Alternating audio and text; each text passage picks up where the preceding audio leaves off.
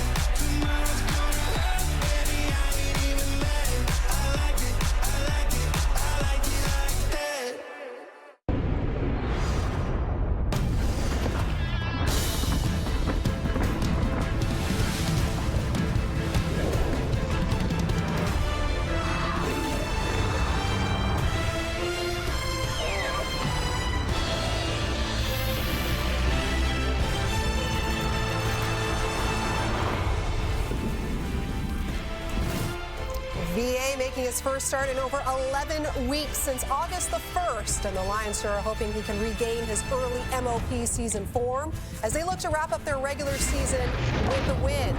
Despite locking up the East title a few weeks ago, it's still all systems go for the Owls. The reigning Grey Cup MVP, Cody Fajardo, gets the nod tonight, his first game since the birth of his son last week. Week 20, the final game of this Week 20 and the second game of our doubleheader as we welcome you here inside the TSN studio. Laura Dyken alongside Enoch Mwamba, Matt Dunnigan, and Milt Stiegel. So the finale for this week features two teams that will be in the playoffs, both locked into their spots. We know Montreal has won the East Division. BC locked into that third spot there, needing a spark. We can all agree on that. Yes, I know. They've lost 3 of their last 4, Milt, and turning now to Vernon Adams Jr. Yeah, and I think Vernon, as long as he plays well, he doesn't have to kill it today, but just play well enough, and he'll be their starter come their playoff game. You know, this team has really struggled. They're counting on these guys to go out there and put themselves in a great position because they're hosting the playoffs. I mean, they're hosting the Grey Cup. And this owner has put out a lot for this team to get in this position. So Vernon needs to just go out there and play well, and he'll be the starting quarterback when they have their first playoff.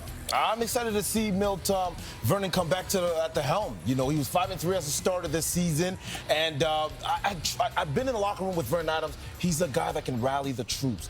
It is a huge game. I don't think people realize how huge this game is for them, because if they don't win this game, there's going to be a lot of confusion over there in that locker room, especially Rick Campbell. Yeah, you know, I think there's a lot of confusion not only on that side of the football, but on the defensive side of football. They got to stop somebody, you know, and quarterback needs football in order to do something with it. And I'm excited, like everybody else, see VA come back and see what the jump that he's having to step. But really, Ryan Phillips' defense got to really get together as well. We know Montreal, best road team in the CFL, but they haven't had a lot of luck in BC. The last time they won there was 2015. They've lost their last 5 games at BC Place. All eyes, though, will be on Vernon Adams Jr., perfect 2-0 in his career against Montreal. Kickoff is next. Come right back. She poured another shot and now we going back to bed. I asked her if she wanted to dance. She like, yeah, tomorrow's gonna hurt, baby. I ain't even mad. I like it, I like it, I like it like that.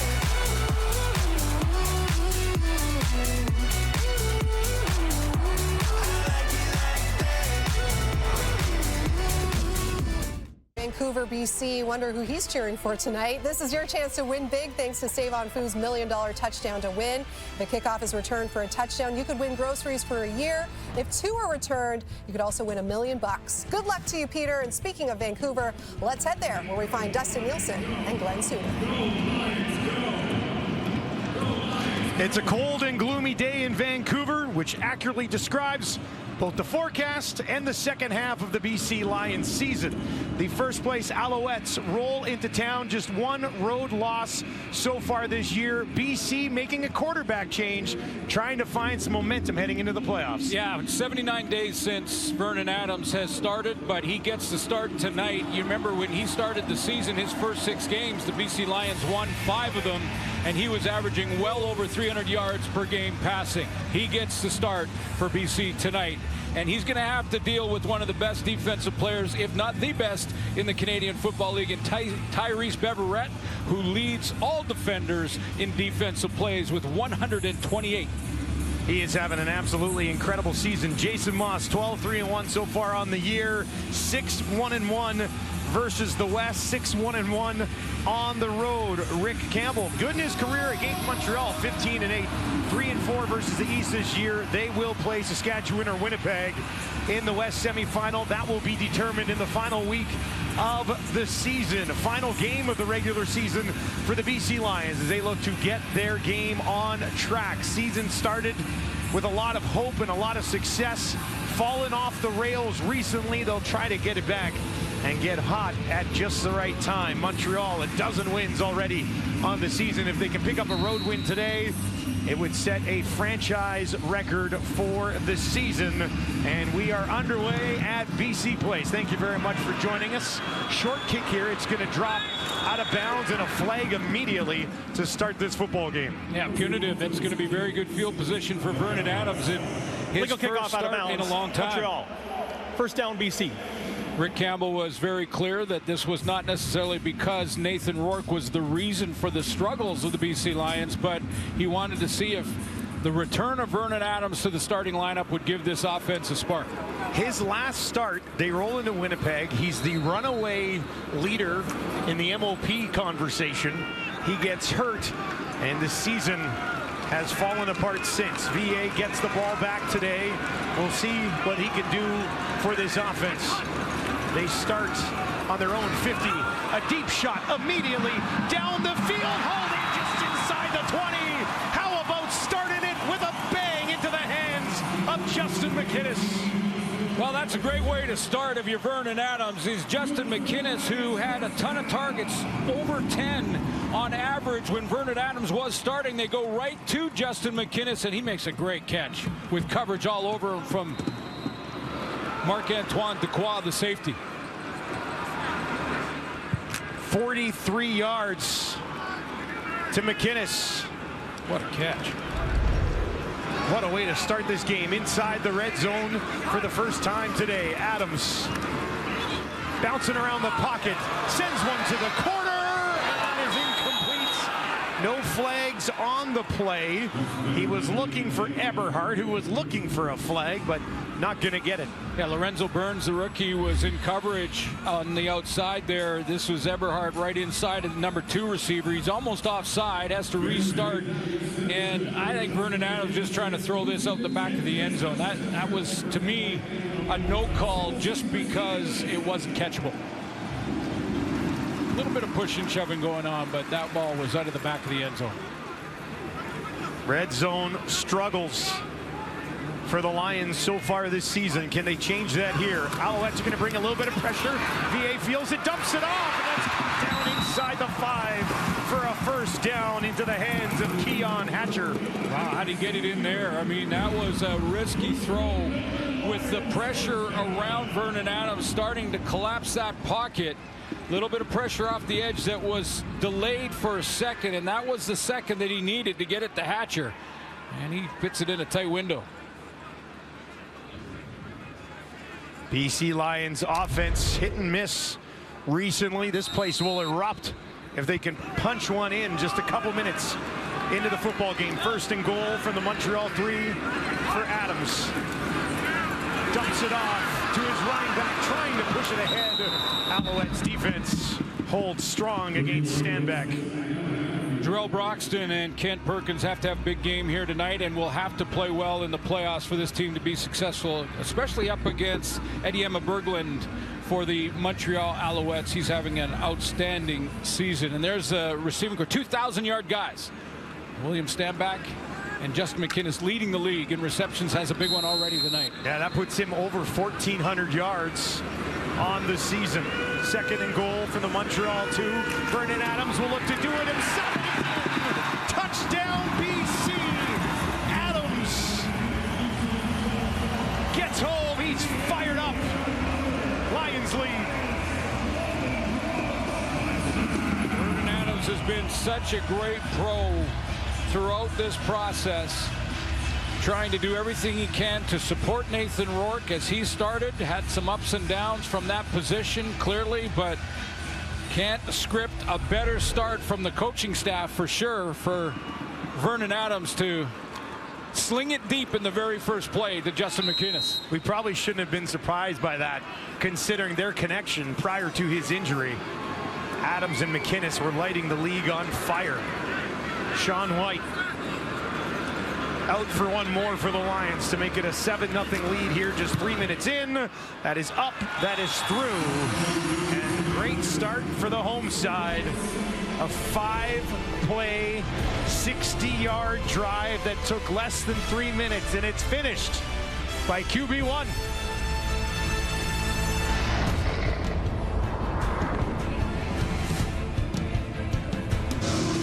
Football game of inches, game of split seconds. Vernon Adams on the very first play goes 43 yards to Justin McInnis as he's being hit from the pressure from the Montreal Alouettes. That gets a 5-play, 60-yard drive going. Took 2:46 in that 43-yard play.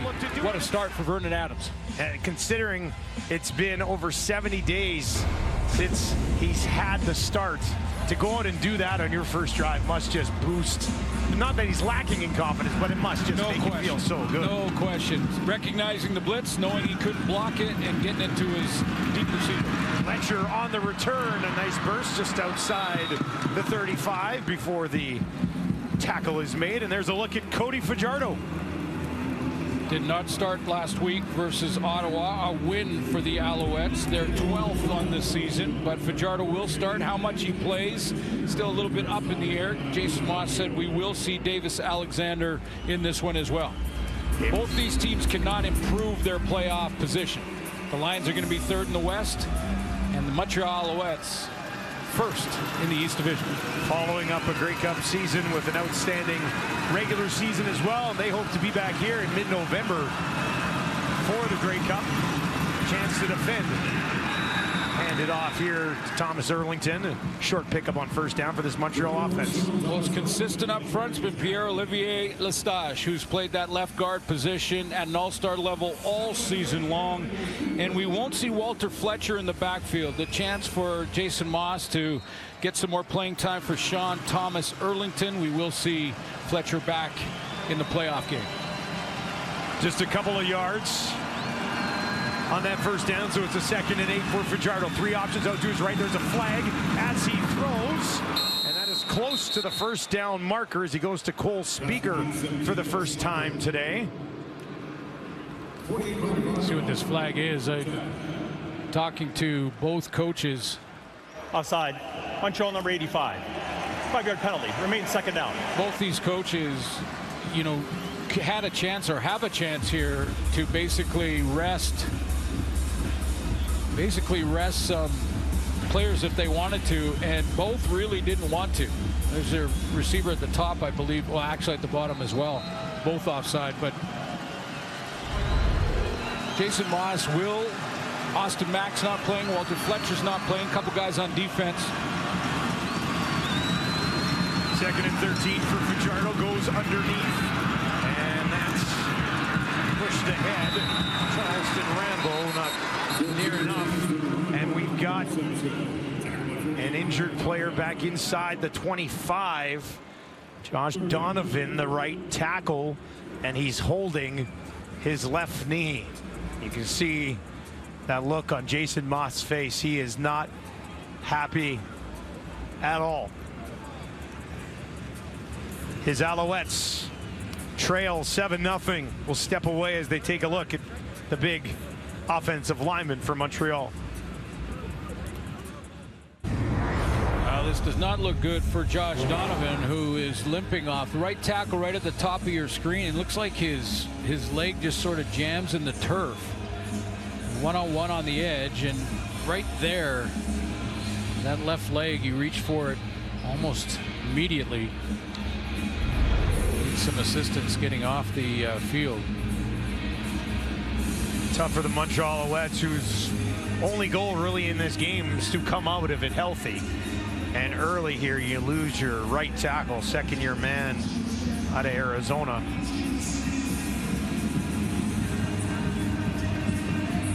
Well, and the tough part for these coaches is you can't basically bring in 12 backups. You can't. You got to play somebody. The rosters aren't big enough, and there's salary cap implications, and you have to have your starters. And both these coaches want to win this game. I mean, for different reasons maybe, but they want to win it. Big kick. That'll be taken at the 20 after a 50-yard boot. Williams brings it back out to close to the 40.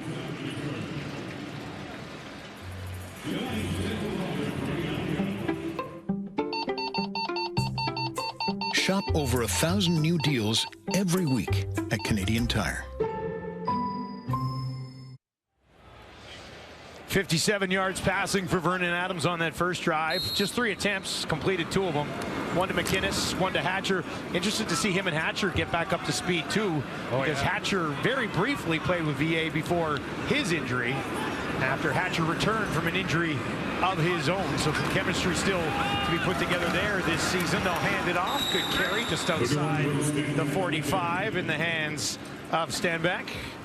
Isaac Ediemi Berglund has been outstanding off the edge. 7 quarterback sacks, 9 tackles for losses for the Southeast Louisiana product. And then you go into the linebacker core. We talked about him. Tyrese Beverett, a candidate, and you can make a great argument for outstanding player, let alone outstanding defensive player. The safeties, Marc-Antoine Dequoy. He's had a bit of an up and down season only because he's been hit and injured for a bit of it. But this is a playmaker back there. 2nd and 4. Adams playmaking himself on the run. He's got the first down and a slide to midfield. Some jump in his game right now, isn't there? Oh, yeah, absolutely. And, and that's infectious. I mean, it is. He gets a chance to get back in the starting lineup, sees the opening, a little pressure up the middle. I think it was Ediemi Berglund going up the middle on a stunt, and first down for Vernon Adams. Mentioned Berglund again. He's got 5 sacks in his last 5 games on a tear right now. 1st and 10 for Adams. Gets it out there, far side of the field. Right back to McInnes, his 2nd catch of the game. What a season for Justin McInnes. 1st in yards, 1st in big plays. He's made another one over 30 yards. That's double figures for him on the season. That's number 1 in the CFL. And 1st in those clutch 2nd down catches. BC will need 6 more yards here. 3 options out to the right for VA.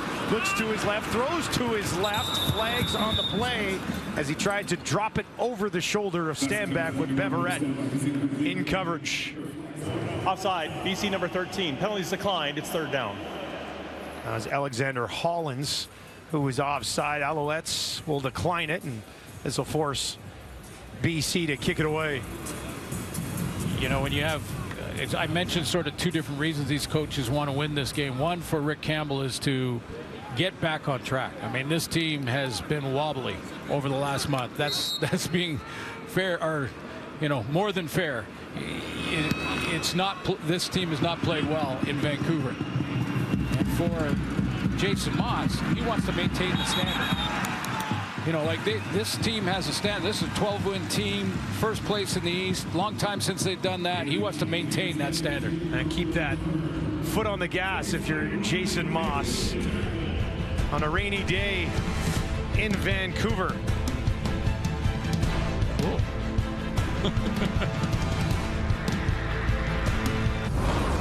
Cody Fajardo 7-3-1 on the season. One of those 3 losses coming against the BC Lions last month.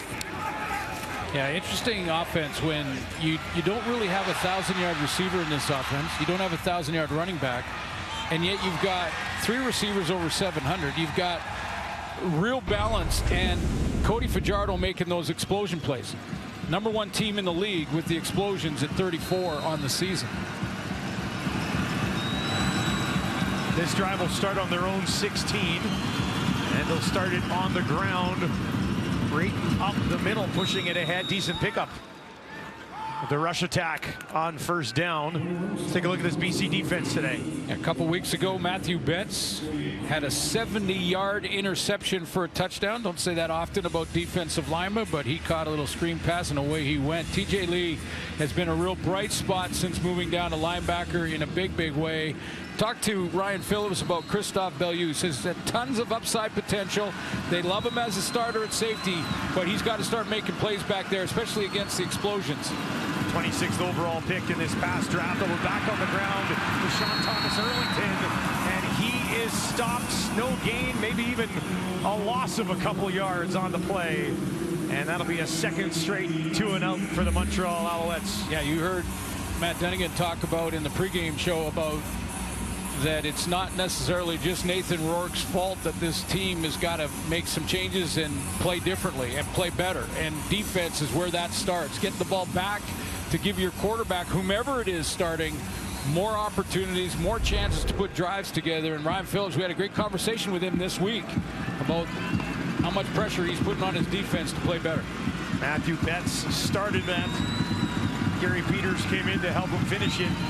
And BC could be looking at very juicy field position here. Terry Williams waits just outside his own 40. That'll hang up there, and that'll push him back all the way to the 30. 56-yard kick, a good one. Williams now returns it, and he's hammered down at the 45-yard line. Jacob Mason on the special teams tackle there. Vernon Adams Jr. back at the helm of the Lions offense.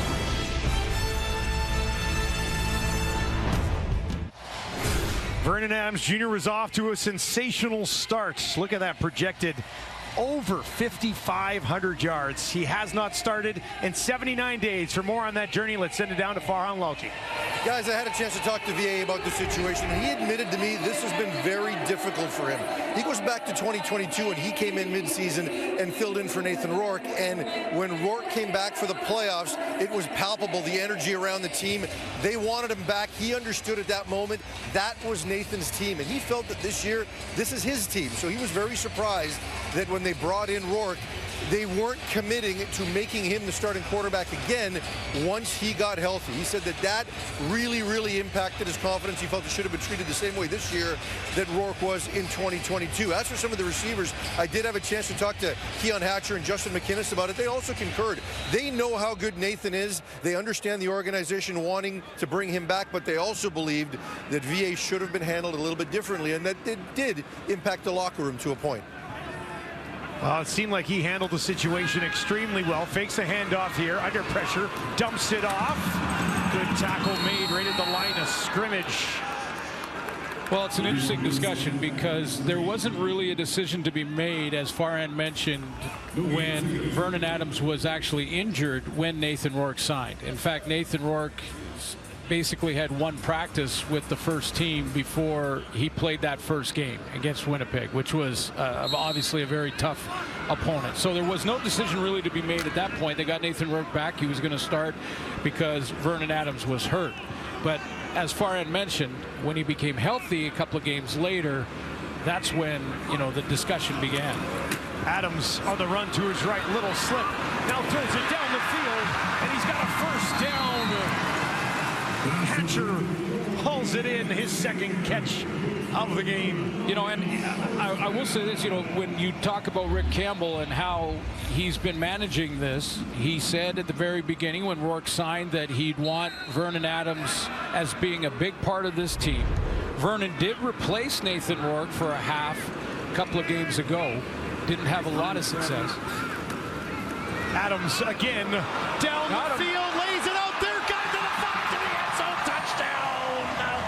Stanley Berryhill with a big shot, 52 yards as Adams is slinging it, and the Lions go on top by 13. He sure is, and any of that confidence issue that Farhan talked about is gone because that first play to Justin McInnes got him right back in the groove, and now Vernon Adams. The key on this throw is the air he puts under the football. He just throws it up there and gives his target and Berryhill a chance to just go and track it down like a center fielder, and he goes down after that football from the wide out spot, 52-yard throw and catch for a second touchdown on the night for Vernon Adams. Second, one rushing, one throw. Yeah, he's got one of each already. 126 yards here in the first quarter. First quarter ain't even over. Sean White smashes one through, and it's 14-0 for the Lions. Second touchdown of the season for Stanley Berryhill. Berryhill is he in the starting lineup as a wide receiver, but in this particular formation, there's 3 into the boundary, and he's in that slot back spot, the number 2 spot.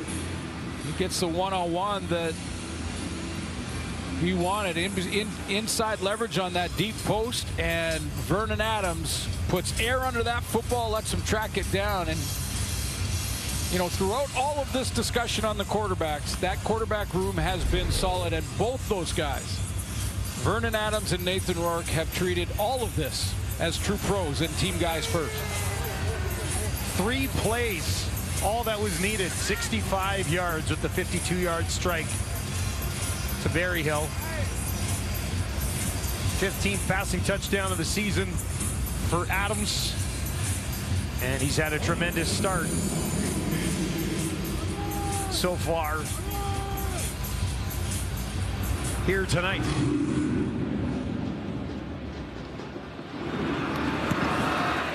That is booted down to the 20.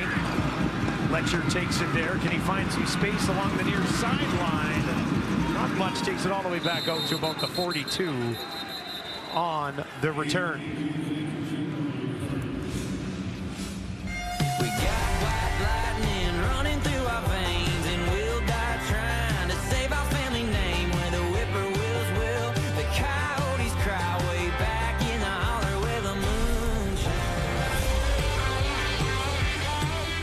Grey Cup right here in Vancouver. He's going to headline it, and then we got Old Dirt Road. That's a song I want to hear. I want to hear Old Dirt Road. You like that one? I love Old Dirt Roads, man. I'm trying to learn the chords so that you and I could work on it. Well, you play the guitar, I'm the vocalist, and we'll make it work. Far side of the field. That's the running back. Thomas Erlington, 9 yards on the pickup. Who, by the way, is in his 8th year under the University of Montreal, and just, you know, one of the guys that is an unsung hero on any team he plays on. He just, you know, when he gets his opportunity, he plays hard every snap. 2nd and 1, Fajardo pushes it ahead. Should be enough for the Montreal first down. Now the change, we showed you the injury to Josh Donovan. He was carted off a little bit earlier here, and Jamar McCloster has lined up at that right tackle spot. An emotional Josh Donovan after coming out of the tent, being carted off the field. Big loss at right tackle for the Alouettes. Just picked up their first down of the ball game. On the ground again. Met at the line of scrimmage, but good effort. Good power there from Sean Thomas Erlington, and a flag right at the end of the play. And that is against the Alouettes. Ryder Varga was in the middle of that, rotating with Ben Hladek.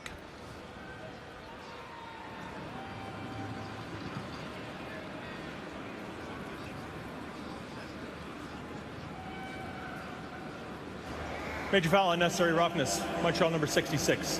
15-yard penalty. It's 2nd down. That's some good-looking war paint there. We used to call that cruising. That's cruising from Lestage, who we used to, you don't hang around the pile. Like, either make the tackle, get in on the tackle, or get out of the way. You're in the pile or you're out of the pile. Because an offensive lineman's going to be cruising. Now it's a penalty. 2nd and 23. Fajardo dumps it off. That's a good catch. Really nowhere to go, up to the 45. Back to Thomas Erlington again, who's heavily involved in the offense so far for Montreal. Yeah, he just, again, just as a guy that whenever he gets a chance, you start to almost discuss why he hasn't been a starter in the league at some point. I mean, he's filled in at times, but you ever see a Montreal product? And Walter Fletcher rests tonight. Terry Williams waits in the distance to return this, averaging 11.3 yards per punt return this season. Zima lets it go. Williams has to fade over to his left here. Takes it just inside the 10. 55-yard kick brought back outside the 20. Spin move into traffic. And he stops at the 23. Vernon Adams Jr. Excellent so far here in the first quarter. 6 for 8, 126, couple explosion plays. One down the field to Justin McInnis to get things started. And then Stanley Berryhill with a deep shot for a touchdown. Couple of completions to McInnis, couple to Hatcher, the deep shot to Berryhill. Stanback's been involved against his former club. Stanback second in the league in rushing yards behind only Brady Oliveira. The work from the BC 23, and they go on the ground. Stanback pushing it ahead. Excellent first down carry. Give him 9. Well, William Stanback's best game of the season for the Lions was against Montreal in early September. His old team going back to Montreal, the win for the Lions. 128 rushing that game. Had 20 carries in that game. Had the touchdown on the ground as well. They end up giving him 8, so it's going to be 2nd and 2 for the Lions from the BC 31. Stanback in behind Vernon Adams. Mackey in the game as well. Move over to the left edge of that line. Now they'll toss it out. Stanback looking for a first down marker, lunging ahead, and that second effort may end up being enough. Najee Murray makes it close because he jumps in to contain and forces William Stanback to chop his feet and stop his momentum. But Stanback with second effort gets there. 3 1,000-yard seasons now for Stanback, 2 with the opposition tonight, and then here with BC. Watch 12. See 12 flash in front there and cause him to turn the corner, but he got it. Final play of the quarter. They'll move VA out to his right, near side, complete. Drops it in there to Aiden Eberhardt for his first catch of the ball game. And what a first quarter for the BC Lions. We talked about it, a change at quarterback, trying to find some momentum in their final regular season game. So far, so good. They lead the Montreal Alouettes 14-0 after 15 minutes.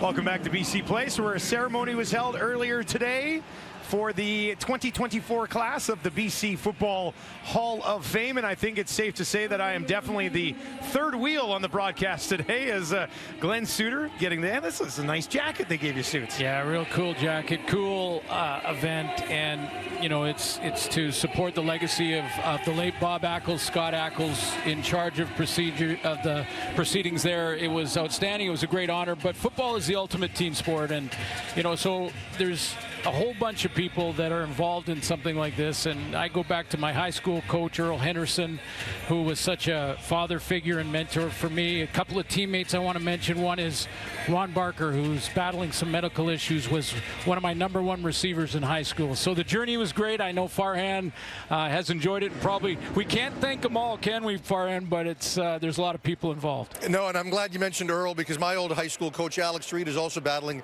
some health issues. He's in North Vancouver, and he's impacted my life so much, and I got involved in football in this province in a bigger level beyond just coaching, because he did it too. And you mentioned Bob Ackles as well. One of the first things he mentioned to me when he came back, that among the things he wanted to get started was a BC Football Hall of Fame. And to see Scott, his son, and Kay, his wife, today, just to bring that moment full circle meant a lot.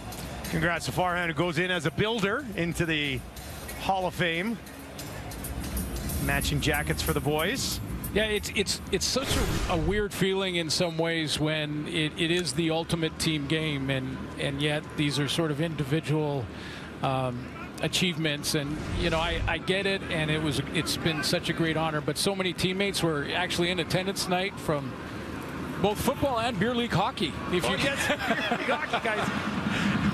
Maybe you'll make the Beer League Hockey Hall of Fame one day. Here's VA lunging ahead, close to a first down. Excellent effort. Yeah, no, that's never going to happen. They don't let third liners into the hall? No, we were called the football line. We score 1 goal a year on the football line.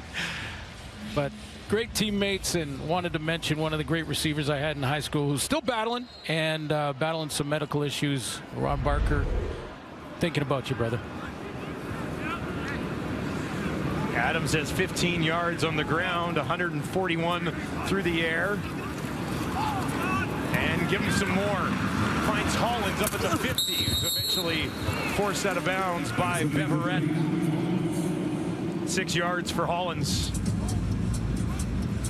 Second tackle of the game for Beverette. He's 3 away from hitting the 100 mark on the season. Yeah, and has a chance to lead in the tackle category. I mean, he's only about 7 back, I believe, from Niles Morgan, who's the leader coming into this week in Edmonton. So a chance to lead in that category, not to mention all the other stats. He's filled the sheet this year. 2nd and 4. They'll give it to Stanback. As well as he stretches it out before eventually being forced out of bounds by Lorenzo Burns. Yeah, sometimes you got to play physical and hit it up in there, and sometimes it's a sprint to get to the marker. And Stanback makes that decision very quickly. Actually just gets the outside leverage on Lorenzo Burns, the corner. Burns, rookie out of Arizona, making the tackle on the former Alouette. And the first downs here for BC. Offense finding its stride so far here in this one. Stanback again. Found a little bit of a hole. Takes it down to the 40. And it'll be 2nd down and rather manageable situation again for Vernon Adams. Yeah, you can, definitely with both of these teams and both obviously wanting to win, and Vernon Adams wanting to get back into that starting role, you could see a more jump in the step in the Lions certainly than in Montreal, and it's tough. I mean, how many weeks ago did they know that they were in first place? Well, I wanted to ask you that. Jason Moss, we said he's not going to take his foot off the gas. They're going to try to keep a couple guys healthy and not playing. But as a player down the field, how difficult is it to get up for this game if you're the Alouettes? Not to mention they played on Monday. Here's Adams taking off again, and he pushes it forward very close, probably just shy of the first down. They played on Monday. They historically have struggled at BC Place Stadium. In fact, 2015 was the last win here for the Montreal Alouettes in this stadium. But to answer your question, you know how we love our hockey in this country, and you know how in playoff hockey is very different than regular season hockey. Yeah. If you could bottle playoff hockey intensity through the regular season, you wouldn't lose a game. Oh, yeah. But it's human nature not to, because it's not do or die. You know where you are in the playoffs. So it's a tough battle mentally to play at your top, level. Back into the game, looking for the first down, no problem. Pushes that ahead to the 30. Last year when they came out a day earlier. They traveled yesterday to get out here too from Montreal, likely because of the scheduling on the Monday game. So not to make excuses, but certainly a tough spot for the Alouettes here. 24 years ago was before 2015 when they won here, was the last time they won here at BC Place. The last win at BC Place was 24 years ago. I mean, that's how tough it's been for the Alouettes to win in Vancouver. Adams had a little bit of time, but it closed quickly, and they will take him down for the first time today. Richards is there. Yeah, Tyrell Richards is getting a chance to play up at the top of your screen here, and a little bit of a 5-on-5 pressure, just works his man up the field and then cuts underneath for the sack. It's funny how Jason Moss told us that he was going to play some young guys, not to rest the veterans. He didn't want to even talk about rest. He didn't want to bring it up. He was saying, I'd like some of our young guys to get some playing time just in case we need them in the Eastern Final. 13 yards on second down for Adams. Moves that one quickly. First tackle is broken. McInnes cannot find anywhere else to go. And that will bring up third down, and Sean White will be called into duty for his first field goal attempt of the day. Now for the Lions, who are in third place in the West and can't improve with a win here tonight, they will travel to either Saskatchewan, Winnipeg. Still don't know where the semi and West final will be yet. Won't know that till the end of next week. But the last time the Lions won the championship from the third spot in the West, 2000. Again, that's a long time. Flashing it back a little bit there. But possible. It can happen from that third spot in the standings. 33-yard attempts, automatic for Sean White, who's now 49 of 52 on the season. As expected, we will see Davis Alexander at some point in the game, but not yet, as they'll continue to roll out Cody Fajardo here in the second quarter. Well, we mentioned it a little bit earlier, Suits. Trip down memory lane here as you get inducted in the BC Football Hall of Fame. That was first year SFU. That's the touch football team, which I tell you what, that's part of the journey. Played touch football in every offseason in Saskatchewan. My wife made me put that one in. That was my first year of tackle football up in Prince George. And there he is, Earl Henderson, Carson Graham High School, and a tremendous mentor. Yeah, that first picture, did you still have the bowl from that haircut? Is that still around? I still got the bowl. Here's Fajardo, has some room if he can get away to his left. Has to throw it before he is sacked. He drops it at the feet of his fullback, Dallaire. You mentioned Davis Alexander before the commercial, and you know, there's no discussion like there is in BC about the quarterback position in Montreal. Cody Fajardo, it's his team. He will be the starter in the Eastern Final. But Davis Alexander is going to play tonight, and I'm a little surprised we're still seeing Cody Fajardo this long. I mean, I thought we'd see a first quarter. The risk gets turned up a little bit more with every play.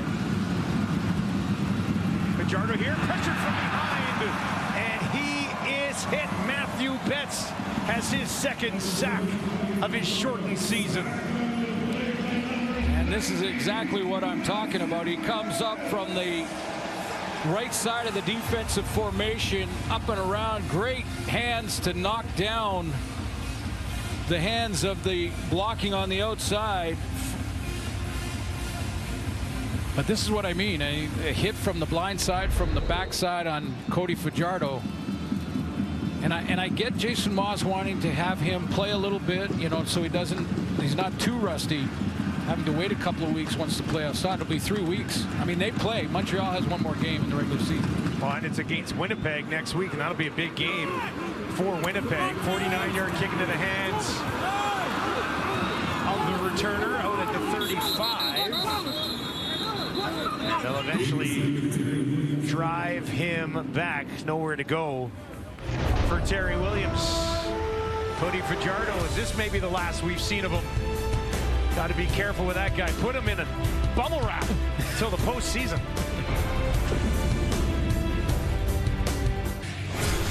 Well, it's been a special season for Justin McInnes, and he's trying to be the first player since Andy Fantu since 2010 to be a Canadian leading this league in receiving yards. Yeah, first Canadian player, and he's got a comfortable lead on Justin Hardy, who didn't play in Ottawa's last game. But another big catch, or a couple of them tonight already. This drive starts on the BC 37. VA dumps it off to his running back. Stanback had a little bit of an escort there with Everhart, but that was blown up quickly. Big season for Andy Fantu back in 2010. The last Canadian to lead the league. That's Darian Durant. who just went in the Plaza of Honor in Saskatchewan. That was a great night, celebrating him and Roy Shivers. But what a season for Andy Fantus that year. Also played with the Hamilton Tiger Cats. But he used to say about Andy Fantus when we'd covered the games that he played in that he was one of the best I've seen in knowing where to be and when to be there, time and space, and how to manage it. You know you're a big deal when you get the cereal box treatment. That's down the field. And I'm serious about that. Oh, yeah. Right? No, like, how many people have their own cereal box? Fantus Flakes, absolutely. Now, he's in the command center tonight, still working with the Canadian Football League, which is excellent. So if there's any decision that is made from the command center tonight that you're unhappy with, I'm sure you know his social media. That's him. He's in trouble.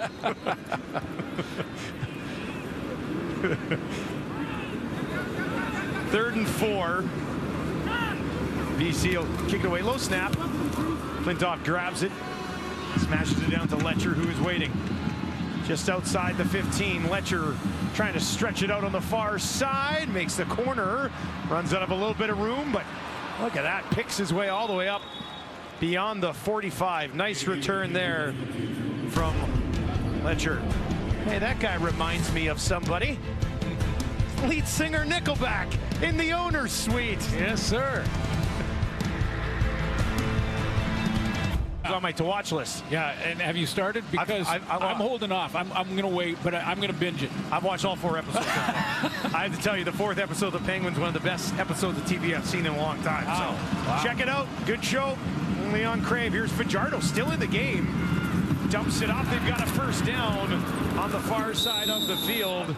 Julian Grant has it, and it's just the 2nd first down for the Alouettes. And is that why Cody's still in the game? If he goes and leads a touchdown drive here, is that the end of it? Yeah, if it is, I don't agree with the reasoning on it. I think the risk is just too great at this point. You know, and you've got a motivated Davis Alexander who wants to keep his role going and keep, putting stuff on his resume.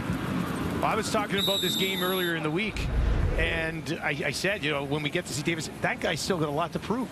Like, he wants to show the entire league, look at me, I'm 4-0. Absolutely. Out here today putting in a performance, and we'll get to see him, I would think. Gary Peters is down. I'd like to welcome in our viewers on TSN 5. We're watching Formula One qualifying. I watched the sprint race in my hotel earlier today.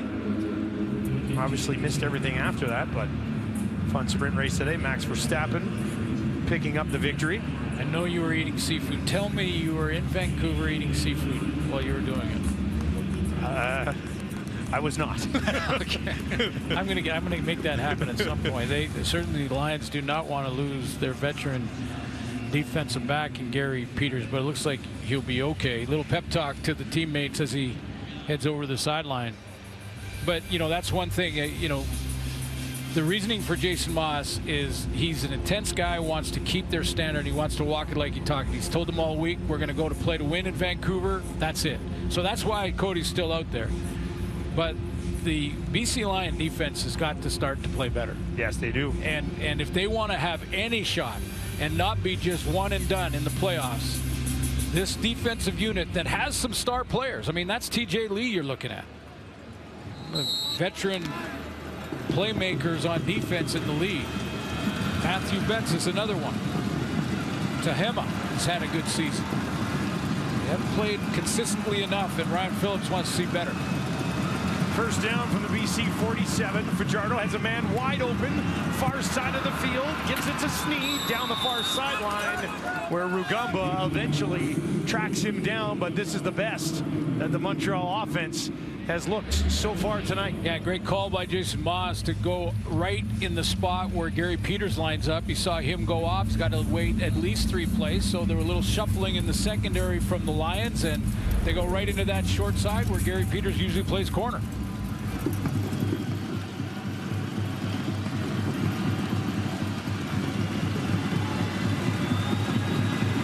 From the BC 27, 4 options out to the right for Cody. That's where he throws up to the 25. Tackle is made by Ronald Canton Jr. after a short pickup through the air.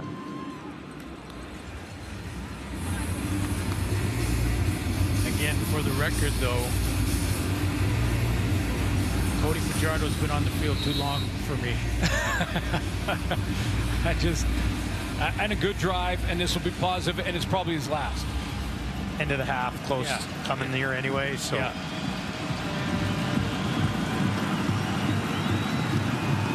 Second and 6, Julian Grant at the top of your screen. Fajardo looks to his right, takes off of the middle, has a little bit of space, and he'll just run safely out of bounds at the 10-yard line. How much do you think Jason Moss, in his mind, was saying, hook slide, hook slide, hook slide, hook slide, when he got out here? Running quarterbacks, we've got a ton of them in the league, and when they pump fake well past the line of scrimmage, it still holds a defender at times. It does, doesn't it? Yeah.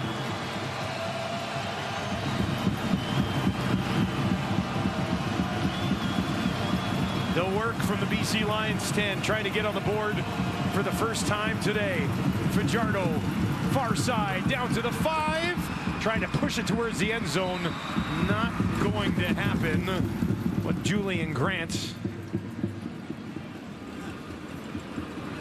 That'll take us inside 3 minutes here in Vancouver, as the BC Lions trying to use this game, their final of the regular season, to find some momentum heading into the playoffs. Montreal already has first place wrapped up. Enoch, what grade are you giving VA so far? He's at an A. An A, Matt? Absolutely. A? We're going A plus, Milt? Plus. A plus. All right, we'll be talking about Vernon Adams Jr. and plenty more halftime just around the corner. Dustin, Glenn, back to you. It's all A's. What is this, my high school report card? Holy smokes. It's not mine. Adams has been good. Fajardo to the sidelines. Dom Davis into the game here. He's got 3 rushing touchdowns on this season. 2nd and 2 from the BC 2. Davis stretches it out, trying to cut it back. They'll stop him and slam him down. Nowhere to go on that play. Ben Hladek with the denial. It was a race to the corner and to the cone. Dominic Davis took off to try and get to the cone. Watch the reaction, and the shedding of a block by Hladek cuts him off and then throws him to the ground with the big tackle. Head on the right side, good form, down he goes. That will be a sack for Hladek, his 3rd of the season. Fajardo back in here, 3rd and 3. From the BC 3, he'll operate out of the shotgun with 3 options. Out to his right, looks to his left, throws to the corner, incomplete, looking for Rambo, working against TJ Lee, and the BC Lions defense comes up with a stop.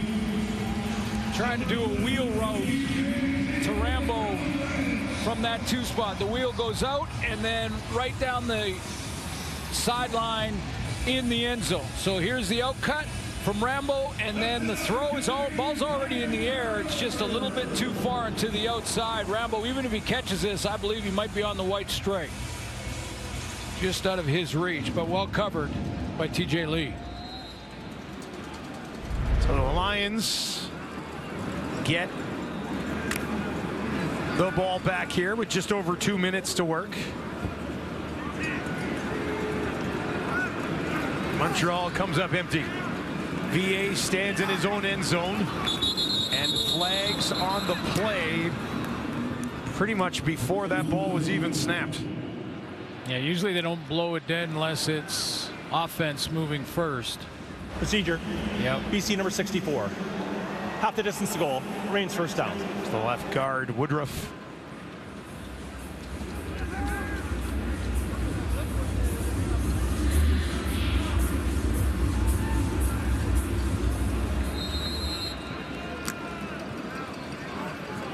quick little step to his right there.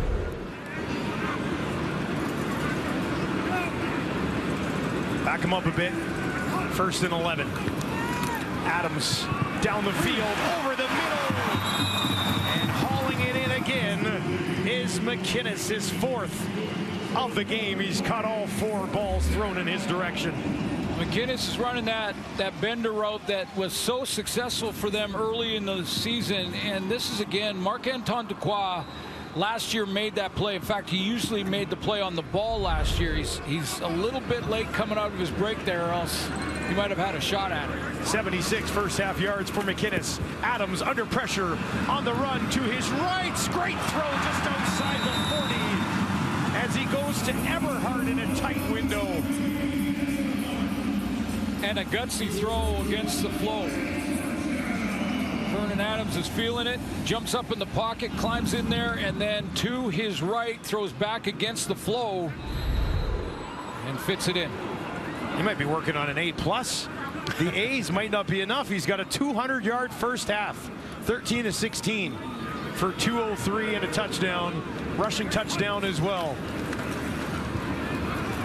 Deep shot again down the field. Looking for McInnes, who'd snuck in behind the defense, but couldn't track that one. Well, people look at Justin McInnes and they think possession receiver, and he can get down the field. I mentioned he leads the league in the explosion plays, the 30-yard plus plays. That was another example of him just missing, Adams just missing on a downfield route.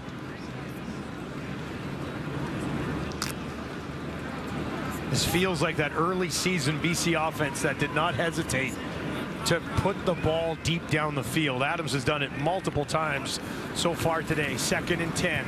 This time near side. Eberhardt should be a first down. That'll be right at the first down marker. That's the total design of this play. A 2nd and 10 play. This out's got to be run at 12. So when Eberhardt comes back a step or two, to make sure he separates from the DB. In this case, it was Ruffin. He's right at the marker. Well executed timing out for the first down. Eberhardt 3rd on the team in receiving yards coming into the game. He's now over 600 on this season. 2nd-year man out of Wyoming. Minute left to go. All the way up to midfield already. Adams wide open again. Berryhill made a move and then steps out of bounds. Let's get an update on Stanback from Farham. Yeah, guys, William Stanback will not return. I'm told he's got a stinger. It's affecting his left arm. They just want to make sure that he can protect himself, and right now they don't think he can do that. They don't think it's serious. It's not going to affect him for a potential playoff game in 2 weeks. As for Gary Peters, his shoulder pads are off. He's going to go into the locker room. They'll reevaluate him at that point. No reason to mess with either of those guys here today. No, and when I asked Rick Campbell, I said, have you even thought, because you can't improve in the playoff race, about resting anybody? He goes, resting? Why would I rest anybody? We got to get winning. Adams down the field again. This one is intercepted just inside the 10. Wesley Sutton was just waiting for it. And that's his 2nd of the campaign. Take a look at intended target out there, I believe, was Alexander Hollins. Back from his injury, missed a couple of games. Little contact there, but play made over the top. That's basically a zone defense that turns into man when the receiver runs into your zone. That's why Burns is running with them. But it was a 3-deep zone, and Vernon Adams threw right into the teeth of it. This has been challenged by Rick Campbell. 50% on his challenges so far this season. We saw the contact. That was when Alexander Hollins jabbed his feet and just kind of was that stop and go action.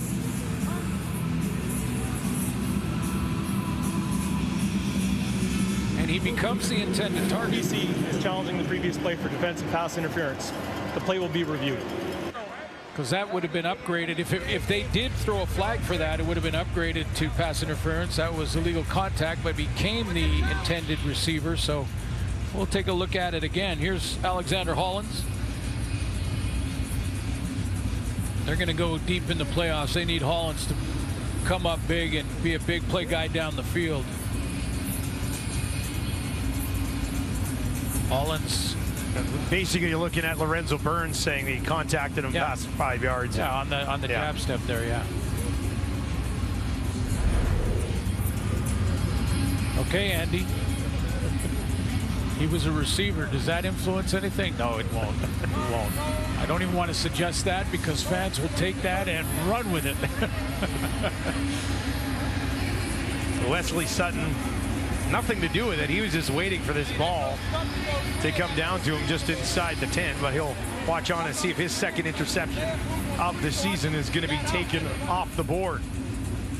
Now, you can only make contact and reroute the receiver within 5 yards. However, that was definitely not within 5 yards. That was deep. That was beyond the 5. Yes. However, I think the decision that's being made now is when Hollins jabs his feet like that, he stops his own momentum forward.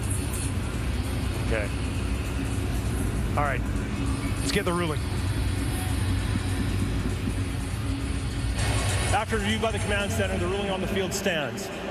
BC, by losing a challenge, has lost a timeout. First down, Montreal. Fourth lost challenge of the year. And that second INT for Sutton stays on the board. Well, and that's what I mean. Like, that contact, if it inhibited Alexander Hollins from continuing on his route, then it's PI. But he jabbed his feet at that point, stopped his momentum himself. And off again, right up the middle with Sean Thomas Erlington. We are expecting to see Stevie Scott in this game as well, who's dressed for the Alouettes today.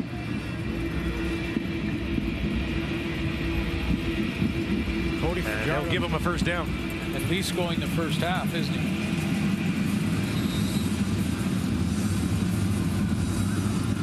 Fajardo 7 of 9, 67 yards. Got 16 yards on the ground as well.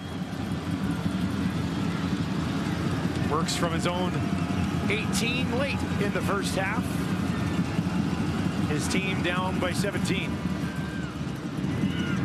Erlington nowhere to go, and he's going to be driven back well behind the original line of scrimmage with 12 seconds remaining in the quarter. He tried to spin out of this tackle and right into Banks. That's why you pursue on the backside defensively. Just because the play is going away from you on the defensive line doesn't mean you stop. Banks continued and was right there. Betts turned him around. Banks finished him off. And that will do it for the opening half as Cody Fajardo takes the knee, and the BC Lions take a 17-0 lead into the room at halftime. Vernon Adams, the big story in this one. 15 of 20, 224, touchdown and a pick. And it started with Justin McInnes on a go route as Vernon Adams was getting hit, and he just built on that throw with a nice 5-play drive, got down and ended up running into the end zone on this one, and also threw a touchdown pass. Pretty good first half for Vernon Adams. He stands by with Farhan Mulji. Vernon, if nothing else, it looked like you came into this game wanting to take some shots. Tell me why. Yeah, man, I knew they were going to bring pressure, and, you know, my O-line and the blockers, the receivers, running backs, whatever, they're doing a great job just giving me that time to buy some time and throw it deep for these playmakers. They really just making me look good, for real. That's it. So. Making you look good. Yeah, you're right in terms of Justin McInnes and Keon Hatcher. They made some key catches. They talked about you playing, giving them some juice. Do you feel that from them coming back? Man, I just think it's the crowd, man. They came and they opened up the upper deck. They're giving us that juice. Everyone's taking the field. We're having fun, man, and we just got to finish this game. Thanks for this, Rhea. Guys, God bless. Go Lions. Lions with a 17-0 lead, the best they've looked in some time. Let's send it to the panel. Here's Laura. Go Lions. Go TSN. Go halftime. TSN. Go halftime panel. Go. Hut. Yes, we are back here inside the TSN studio. Thanks, Farhan, for that. When it comes to Vernon Adams Jr., obviously with that interception there at the end, kind of have this feeling that it's just the trickle-down effect. It's infectious, right? His play. Very first play of the game, 43-yard connection.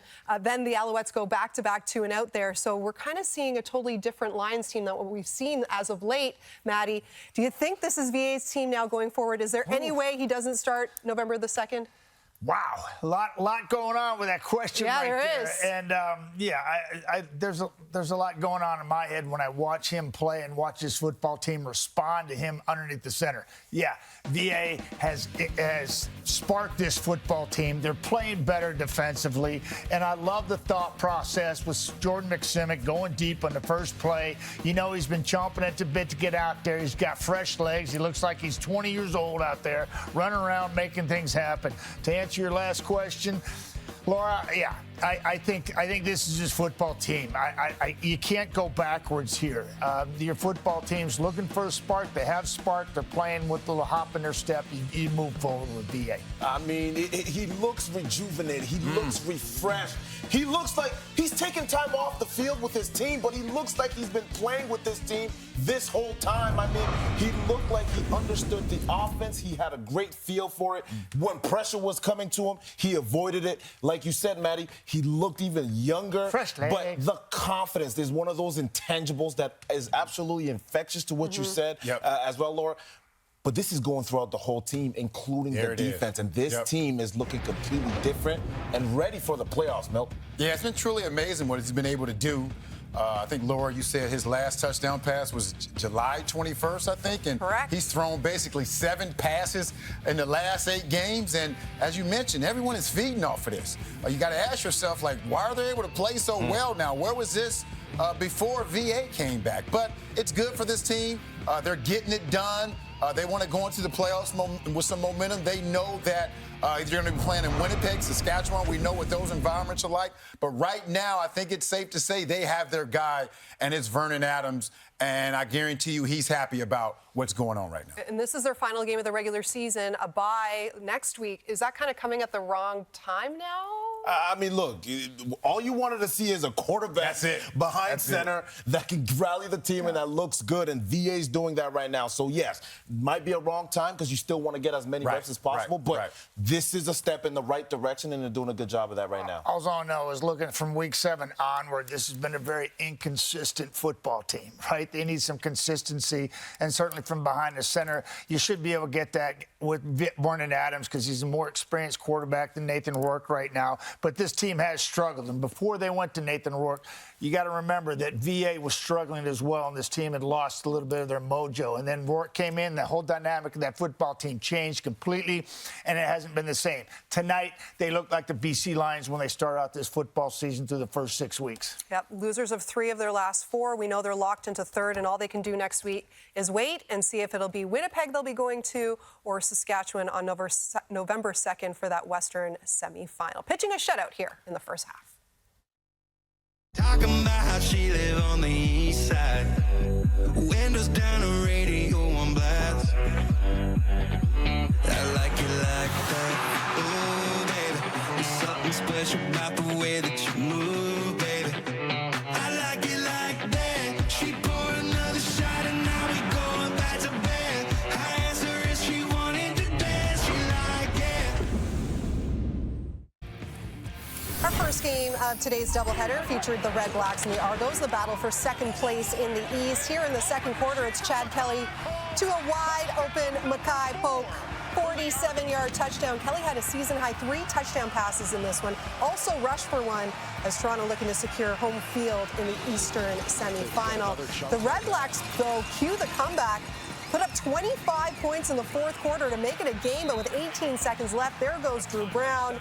Argo's 3rd sack of the day holds off that late surge as, yes, Toronto does clinch a home playoff game for the 4th consecutive season. They will finish 2nd in the East. The Argos starting to piece it together. They've now won 4 of their last 5, including 3 in a row, while the Red Blacks going in the opposite direction. This is now their 5th straight loss.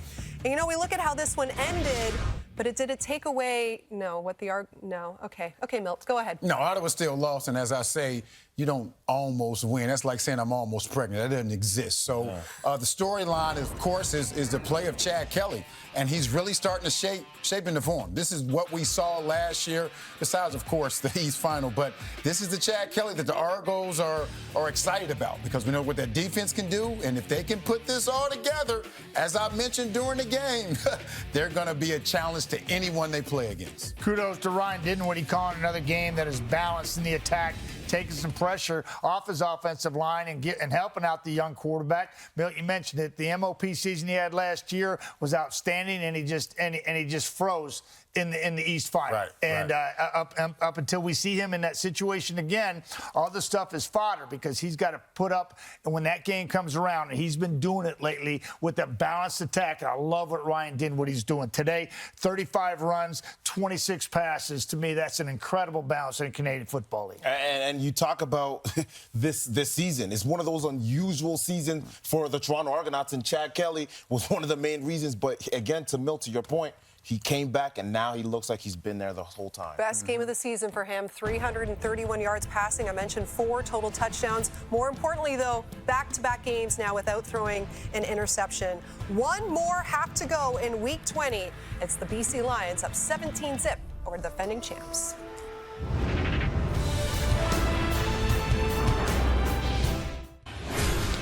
Well, if BC was looking to find some momentum here late in the season, 17-0 at the half probably feels pretty good. Cody Fajardo and the offense shut out for the Alouettes. He's standing by with Farhan Lalji.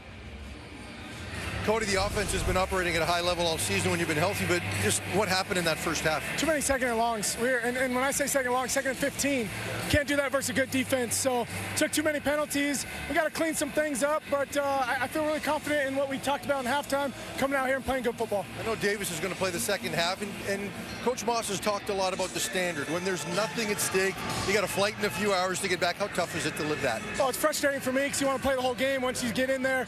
But we got the privilege to be in the position where we're at, where we're able to rest some guys, but you want to be able to be playing good football. We learned that last year. You want to be hot at the right time, and we got to put some things together here in the second half, let it carry over to next week, going into the playoffs. Thanks, Cody. Thank you.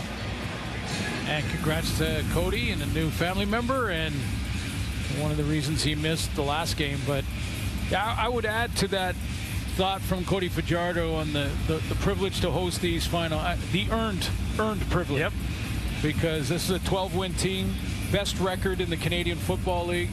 Last time they won 12 games and finished first, or last time they finished first was back in 2012. The 100th Grey Cup was played in Toronto that year. Ricky Reyes Argos. Montreal's offense will get the ball to start the third quarter. Letcher on the return, and he takes it out to about the 40. Ball pops out, scramble for it. BC Lions say they have it. I haven't seen any signal from that official right on the spot. They're discussing it. I think they may be looking for some real-time help to see if he was down by contact here before the ball comes out.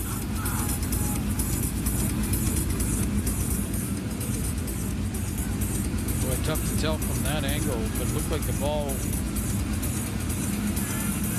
We've got both teams' offenses on the field briefly. Now the Lions offense will come back off the field.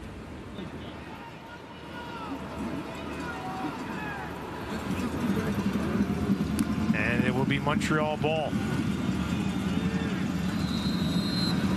Davis Alexander, 4-0 on the season as a starter. Comes in here for the second half of action today. Starts on his own 40. Gets it out quickly to Speaker. Speaker just turns and decides to try to bully his way ahead. And he'll get 6 yards on that first down. Davis Alexander has done a nice job when he's filled in for Cody Fajardo. Remember, Fajardo had the hamstring issue early in the season and missed a few games there. He went 4-0 during those starts. Probably should give him 5-0 because he replaced Caleb Evans and played the majority of another game that they won. 25-year-old, a lot of family in attendance today for him, being a Washington State kid. Gets It's his birthday tomorrow, too. Alexander wastes no time. Down the field, drops it in just inside the 25. But it'll be ruled incomplete on the play as he laid that out there. Boy. Effort was made on it, but could not haul it in. Yeah, Cole Speaker had a shot. I mean, he gave it everything he had. He lays out, he goes after it. Little jab step and stop and go move, and look at him reach out, but he's got to survive contact with the turf. And oh, that close. 4th 2 and out of the ball game for Montreal. Terry Williams waits back at his own 10. Zima uses the far side of the field, drops it in just inside the 25, couple of hops, flag on the play, and Williams is wrapped up and corralled down the field by Gagne. No yards. Montreal number 30. We'll get a look at Vernon Adams when we return. Boy, Davis Alexander really wanted that deep shot, didn't he?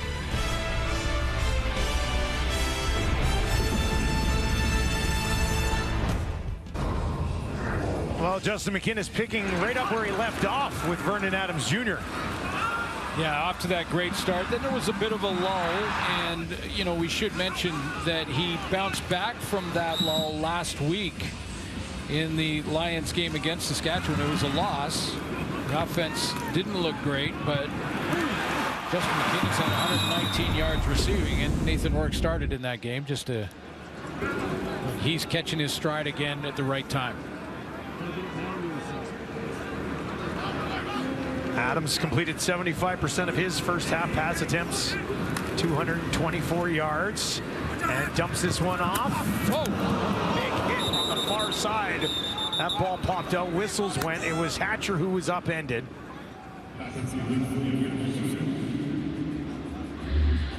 See who got the contact here. This is just a across the formation. Well, it actually wasn't contact. Hatcher just jumped over Sutton. Wesley Sutton goes in low, right around the thigh level, and Hatcher reacts just in time. Took a shoulder there. They did give him the catch. 4 yards, so it's 2nd and 6. 3 options out to the wide side left for Vernon Adams. That's where he looks first. Now that's where he's going to run.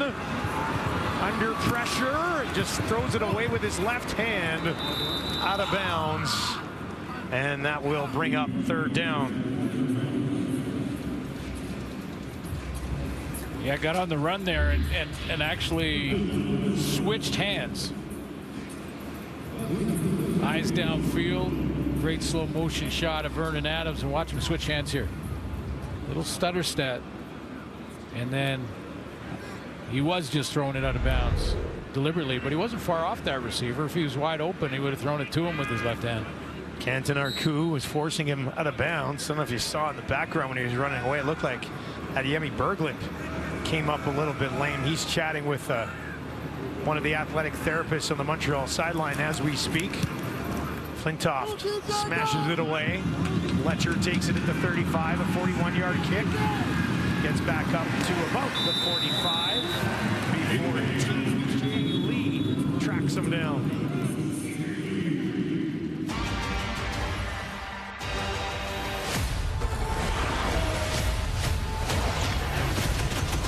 Venom, The Last Dance.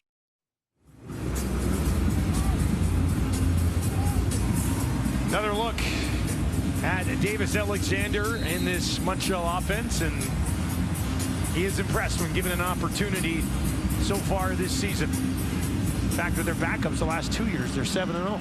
You know, every single team's GM has basically a magnetic whiteboard with every team's players on it, and they move those players around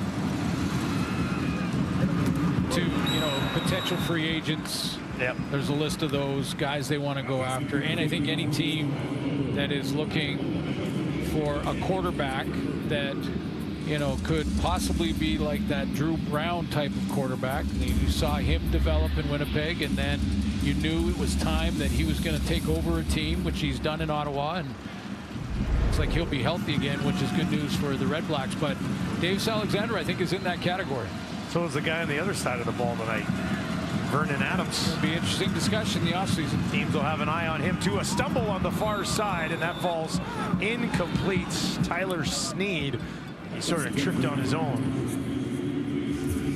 And that'll be 3rd down and a long 4 yards. He wanted to get a good run in that waggle. Here, he's an outside receiver, then just blows a tire.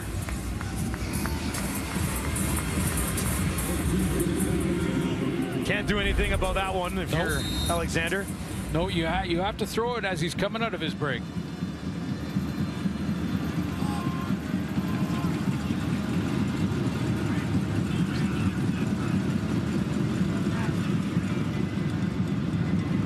Third and 4. That's kicked away, and that will be out of bounds. 7 possessions for the Alouettes. 6 punts and a turnover on downs. So the offense stuck in neutral here on a cloud-covered day on the West Coast.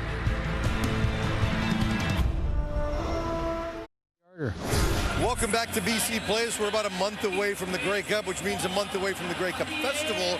And Save On Foods is a premier partner of the Grey Cup Festival. I'm with CEO Daryl Jones. Daryl, why is it so important for Save On Foods to be involved in such a major way in the Grey Cup Festival? Well, there's nothing bigger in Canada in football than the Grey Cup.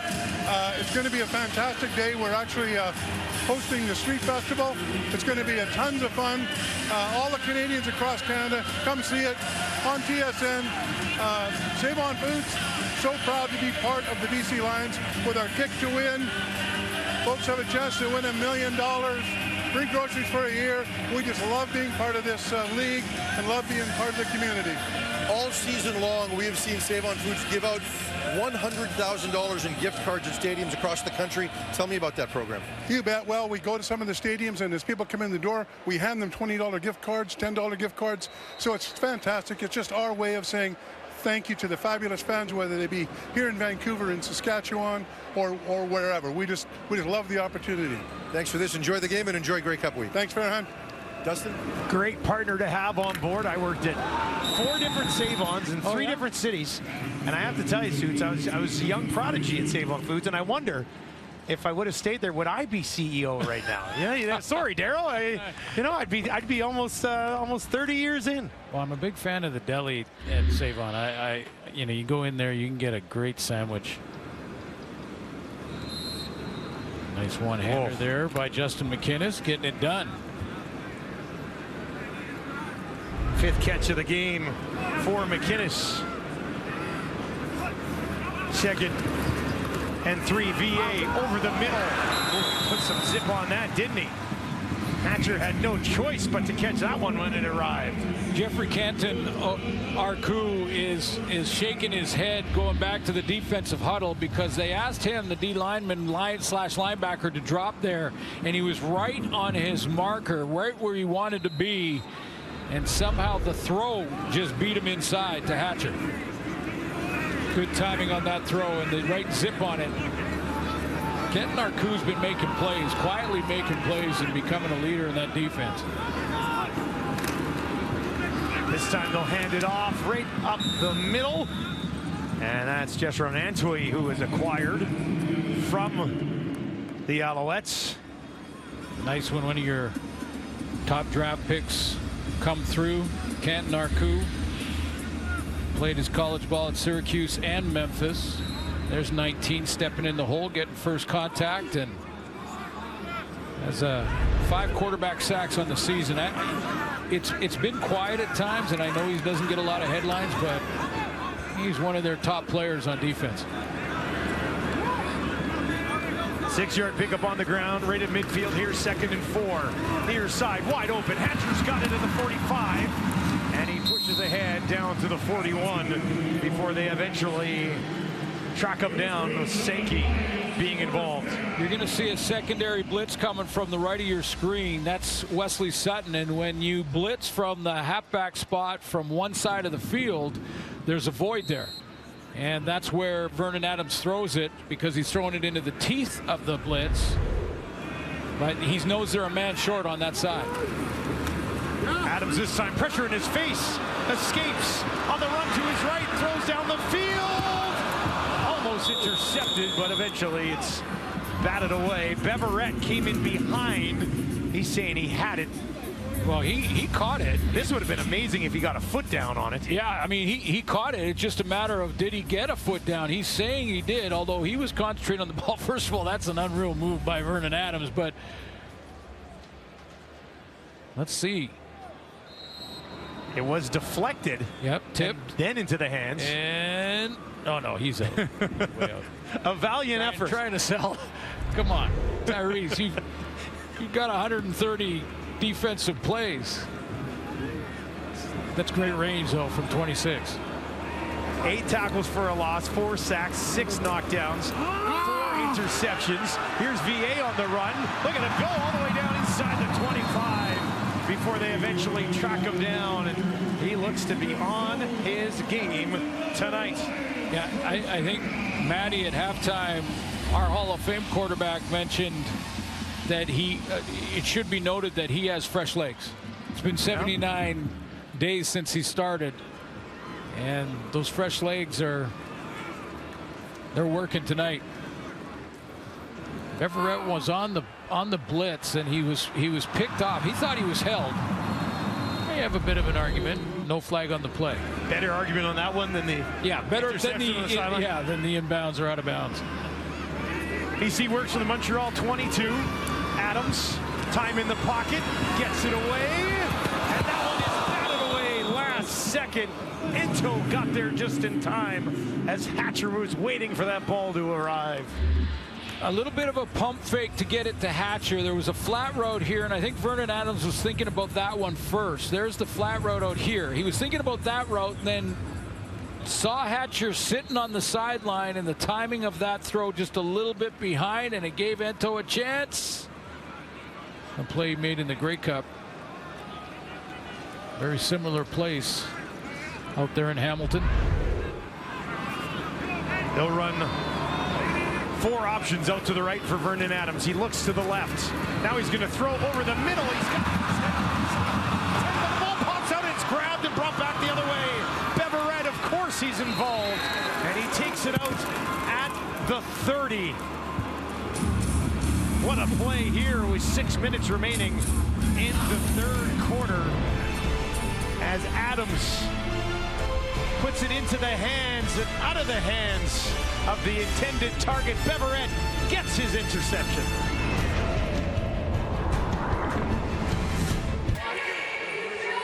Well, this is going to go down as an interception here for Vernon Adams, but can't hang this one on him, I don't think. No, absolutely not. Sometimes it isn't the quarterback's fault. You could ask Nathan Rourke about that last week in the very first play or second play, but first throw from Rourke that bounced off of William Standback. But Beverette always around the football. And could we in Vancouver this year have 2 defensive players as finalists for the MOP? There's a legitimate case for it. There's a legitimate case for both Beverette and Roland Milligan. I would agree. It was Eberhardt who bobbled that one and left it up there for him, but they're both having sensational seasons. I don't know if we get there, but there's a case for it this year. Brady Oliveira is having a great year. I know he'll be considered, and that doesn't take anything away from even Bo Levi Mitchell, I'm sure, is in the conversation as well. 5,000 yards out, playoffs or no, that's a very outstanding season.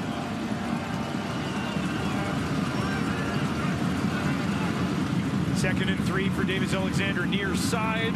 That time Speaker has it. He's got a first down for the Alouettes. Yeah, just a little bit off in the timing in the last 2 series for Davis Alexander, but it looks like he's getting that back. Watch the route here from Speaker. Nice inside slant ball arrives just as he gears it down. So if he keeps running through there, he runs to the next linebacker, and then there's a problem for Davis Alexander. But that's why he chops his feet there. He doesn't want to get into the middle. Nice throw and catch.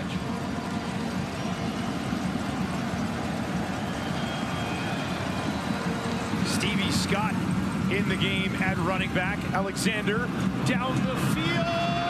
Almost intercepted. Looking for Speaker again.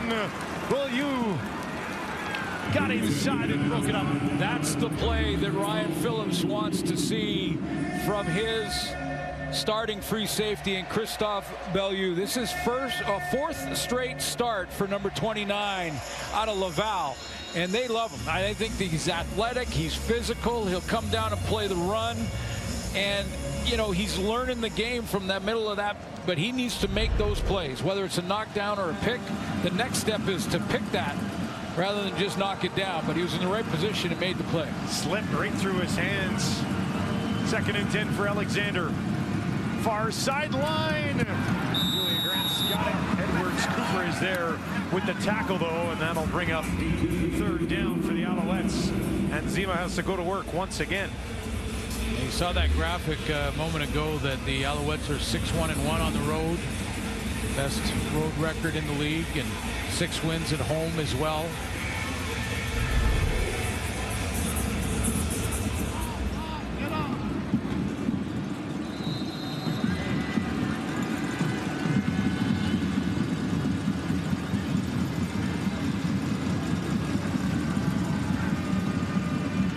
From the 35.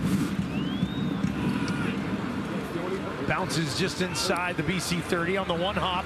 Williams takes it. Flag on the play as he is eventually taken down. Avery Ellis in on the tackle for the Montreal special teams as Jason Moss looking for some answers offensively for his first place Alouettes. Week and to their top 10 pick. Actually move the ball offensively, which is rare post Brady for the Patriots. And Jacksonville about to get their coach fired. BC leading 17-0 here. 3 minutes remaining in the 3rd quarter. Alouettes will send 5. Adams, far side, wide open. Berryhill has a touchdown in this game. Gets thrown down by Sutton, but not before he picks up 1st down and much more. Just a real comfort level, isn't there, with Vernon Adams in that pocket. First of all, he's got some good time to throw.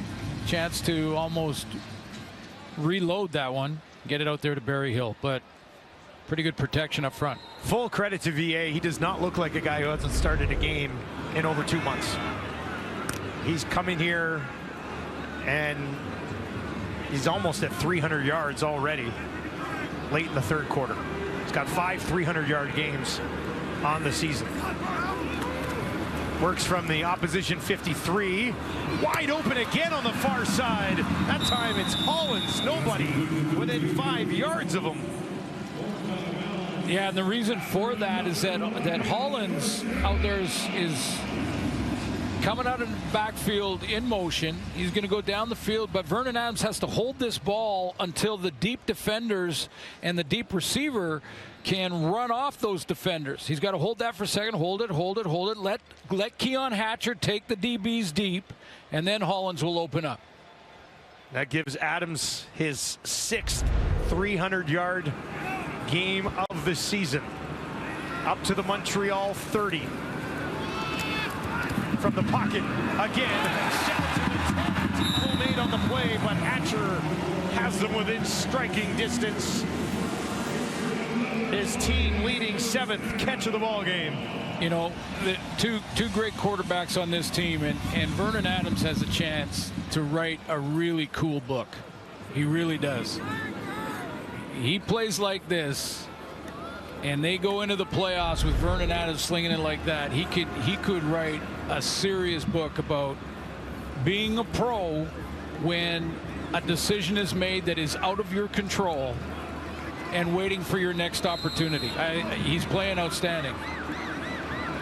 Over 300, touchdown on the ground, another one through the air. 3 options out to his wide side left as they work for the Montreal 10. Touchdown, he comes it into Hollins and turns and walks into the end zone. And BC blows it wide open, leading 23-0.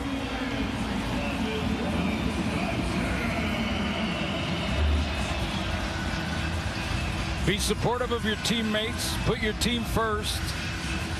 Make sure you're ready and prepared for the next opportunity. And then when you get it, make the most of it. could be a heck of a story for Vernon Adams. 6th touchdown of the season for Alexander Hollins. He's over 900 receiving yards on the campaign. And another quick drive for the BC Lions. Sean White makes it a 24-point ball game. 4 plays, 71 yards in just over 2 minutes. Patience, confidence, little look to that left side. He's got a nice throwing lane there and 2 targets. He had an inside receiver as well. And now it's Nathan Rourke's turn to be the guy that is supportive, is there to help and be another set of eyes for Vernon Adams as he leads the offense, and he has got them back on track tonight. Now, I'm only going to preface it once because we've talked about Jason Moss and wanting to play a lot of guys, but there are some that aren't playing for the Alouettes tonight. It's a tough road trip, as we've talked about, to come all the way out here to the west, but take nothing away from the way Vernon Adams is playing. Mustafa Johnson's one of them, not playing tonight.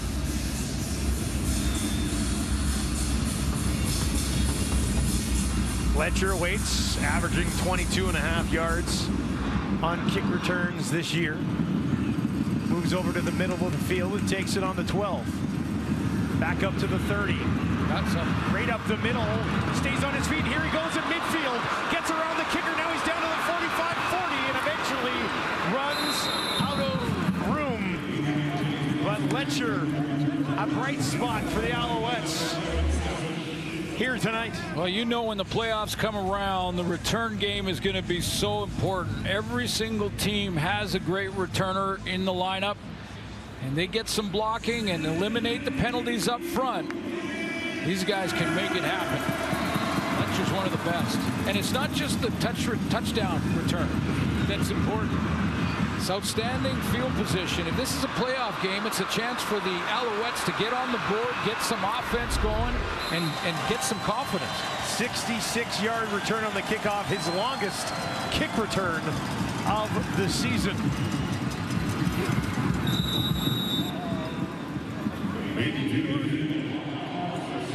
And Bahar has his first catch of the game. Just gives you that lift when your offense is struggling a little bit, the timing off a little bit, and then your quarterback's watching the kick return, and he goes, ooh, I like this field position. Let's go out and put some points on the board. Get going here. Find a spark any way you can. They'll hand it off to Stevie Scott. And that is, I believe, his first touch, second carry of the game. Big running back, 6'1", 222 out of Indiana. Talk about him a little bit coming up in the fourth quarter of this ball game. A ball game that has been completely controlled by Vernon Adams Jr. and the BC Lions. They lead 24-0.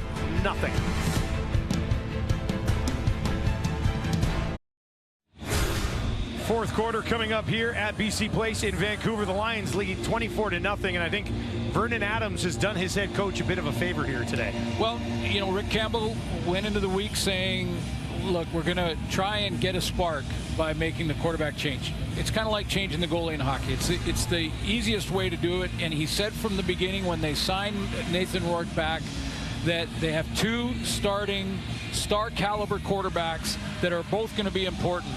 I think we could safely say that Vernon Adams is going to start the playoff game. Kind of has to right now. I mean, he's over 300 yards through 3 quarters.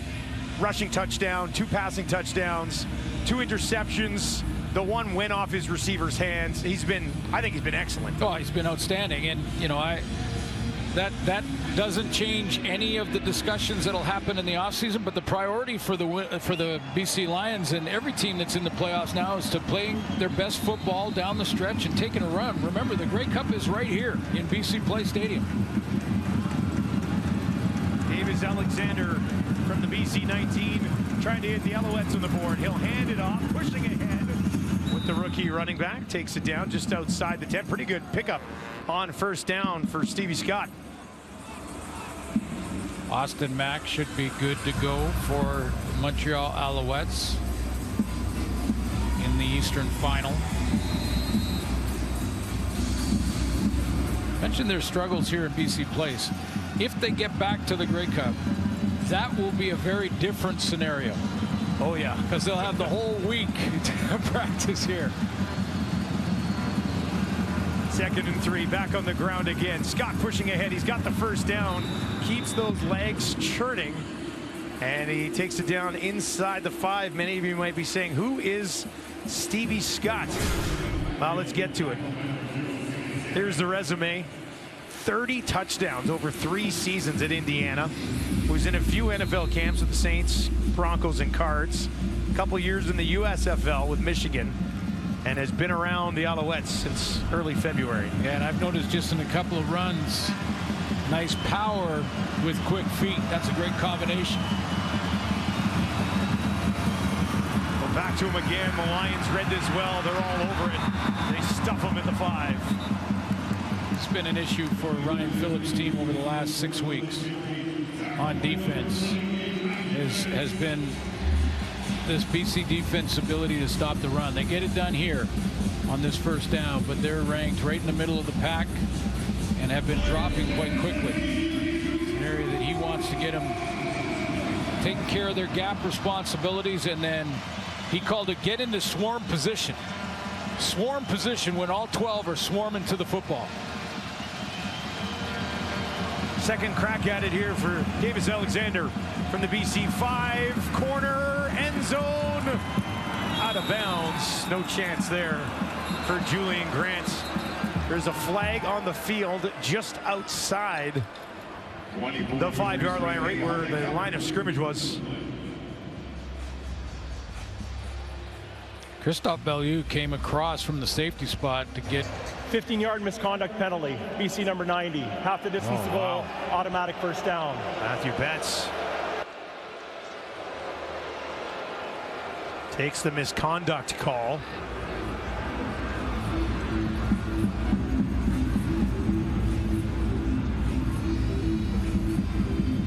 That'll move the ball down to the Lions 2. First down. Matthew Betts is in that 4-point stance down at the bottom.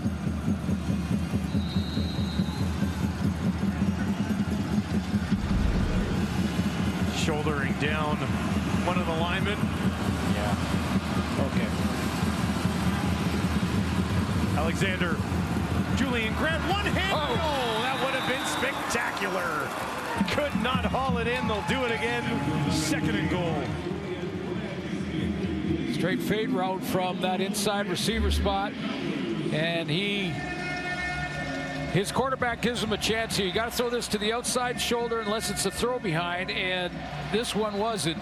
Throw it to the outside shoulder so Ronald Kent can't get his hand in there and get involved in that play, and he put it right where he had to. Julian Grant just couldn't reel it in.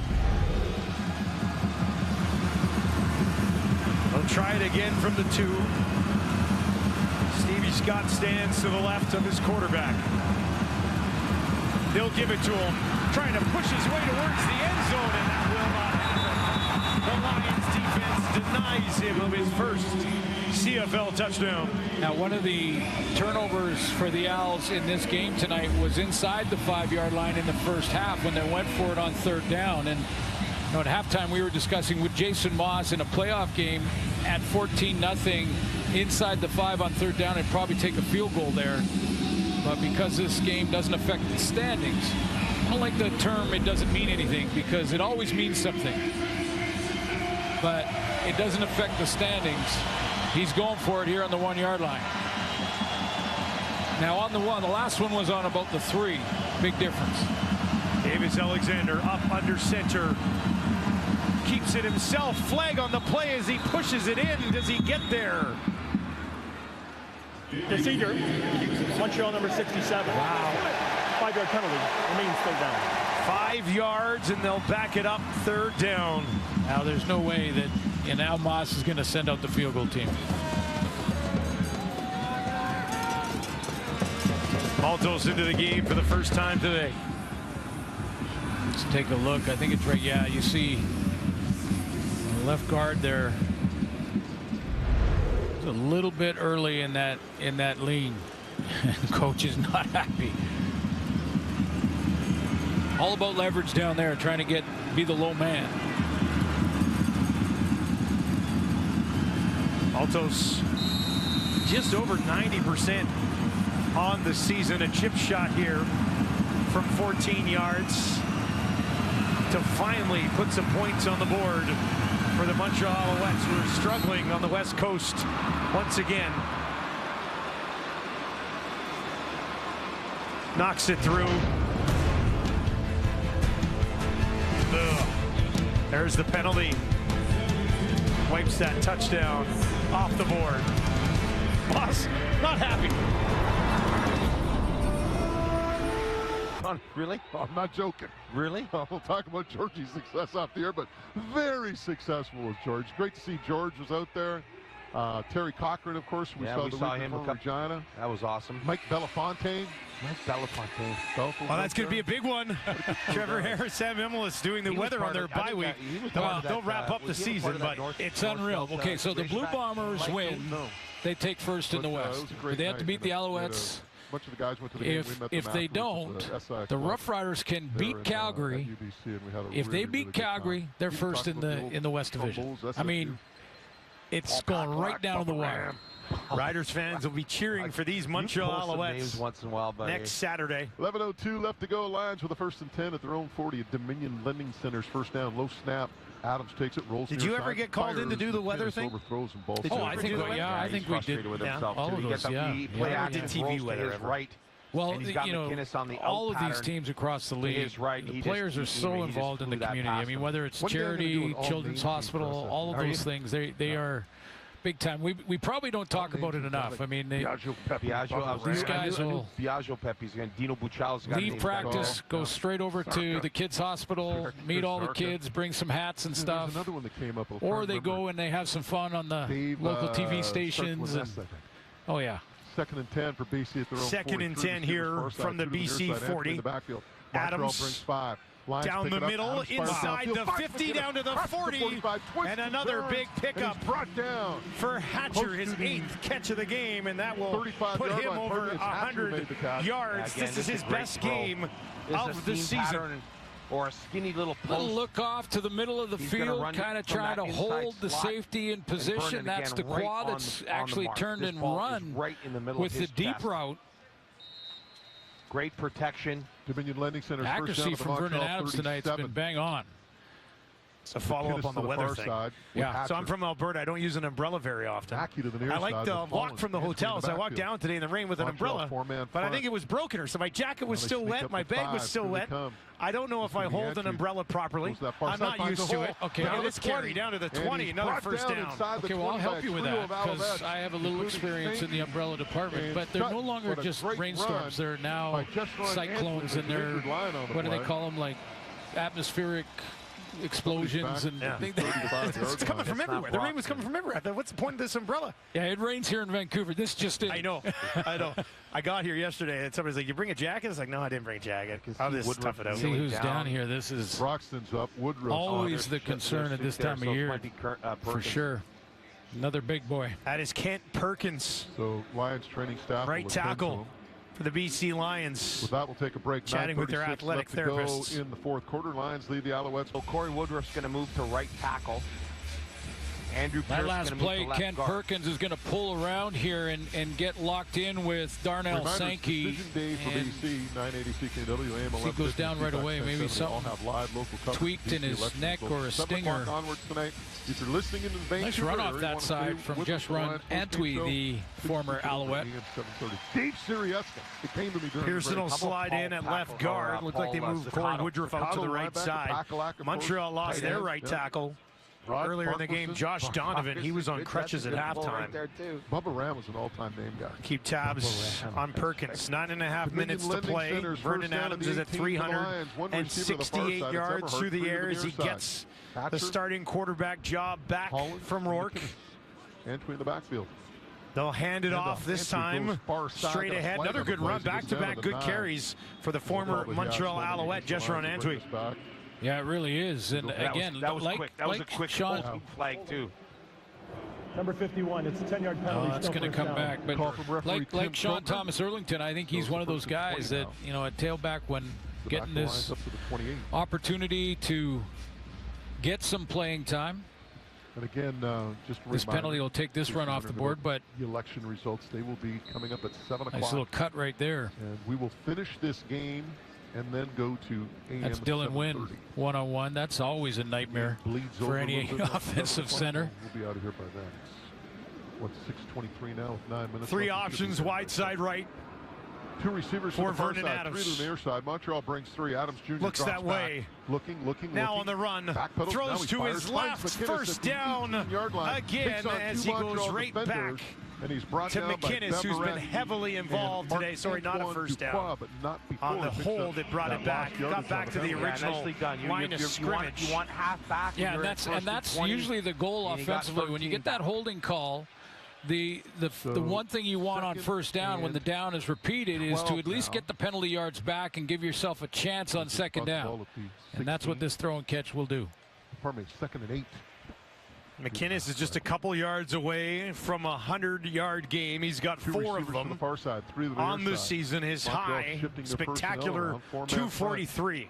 Now they bring up 2nd and 8. 5. Adams, couple of pump fakes. Now dumps it off over the middle. Won't be enough for the first down. As he finds Eberhard in the middle of that Montreal defense. Unfortunately, was short of the first down, though. Bring Sean White out there, and he has been money all season long. You just don't want to take any chances. With 3 made field goals tonight, he could. Let me ask you something on that play. Break a club record.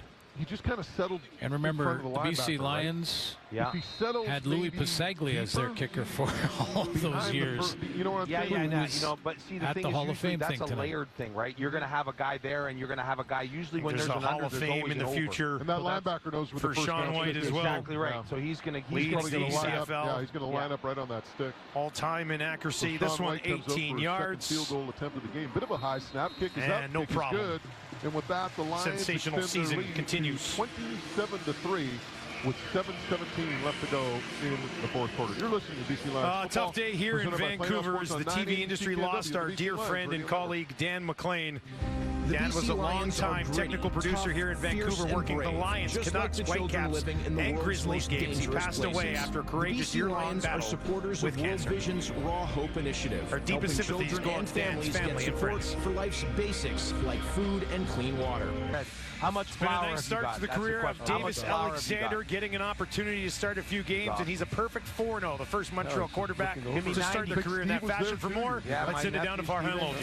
Yeah, Dusty, 3 years ago when he was just breaking into the CFL on and off the practice roster in Montreal, one of his biggest influences was Vernon Adams. And one time after a late night, Vernon spoke to him the next day and said, listen, I believe they're going to trade me out of here, and they believe that you are the future of this franchise. So you've got to make some sacrifices, and this is how you need to behave like a professional.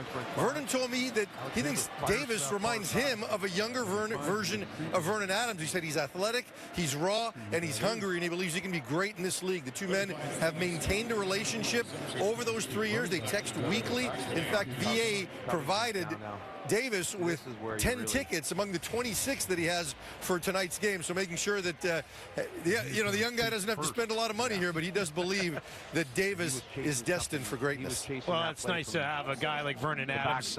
He was in Montreal from 2016 to 2022. I think he might have nice been guidance in on that tackle, as you break yourself into the league. Yeah, no question, and a chance to sort of have him as the mentor and in situations like that where your leaders and 26 tickets needed, friends and family, but when your leaders have slightly different standards, higher standards than the rest of the team to make sure they're leading by example, and he didn't miss any meetings or anything.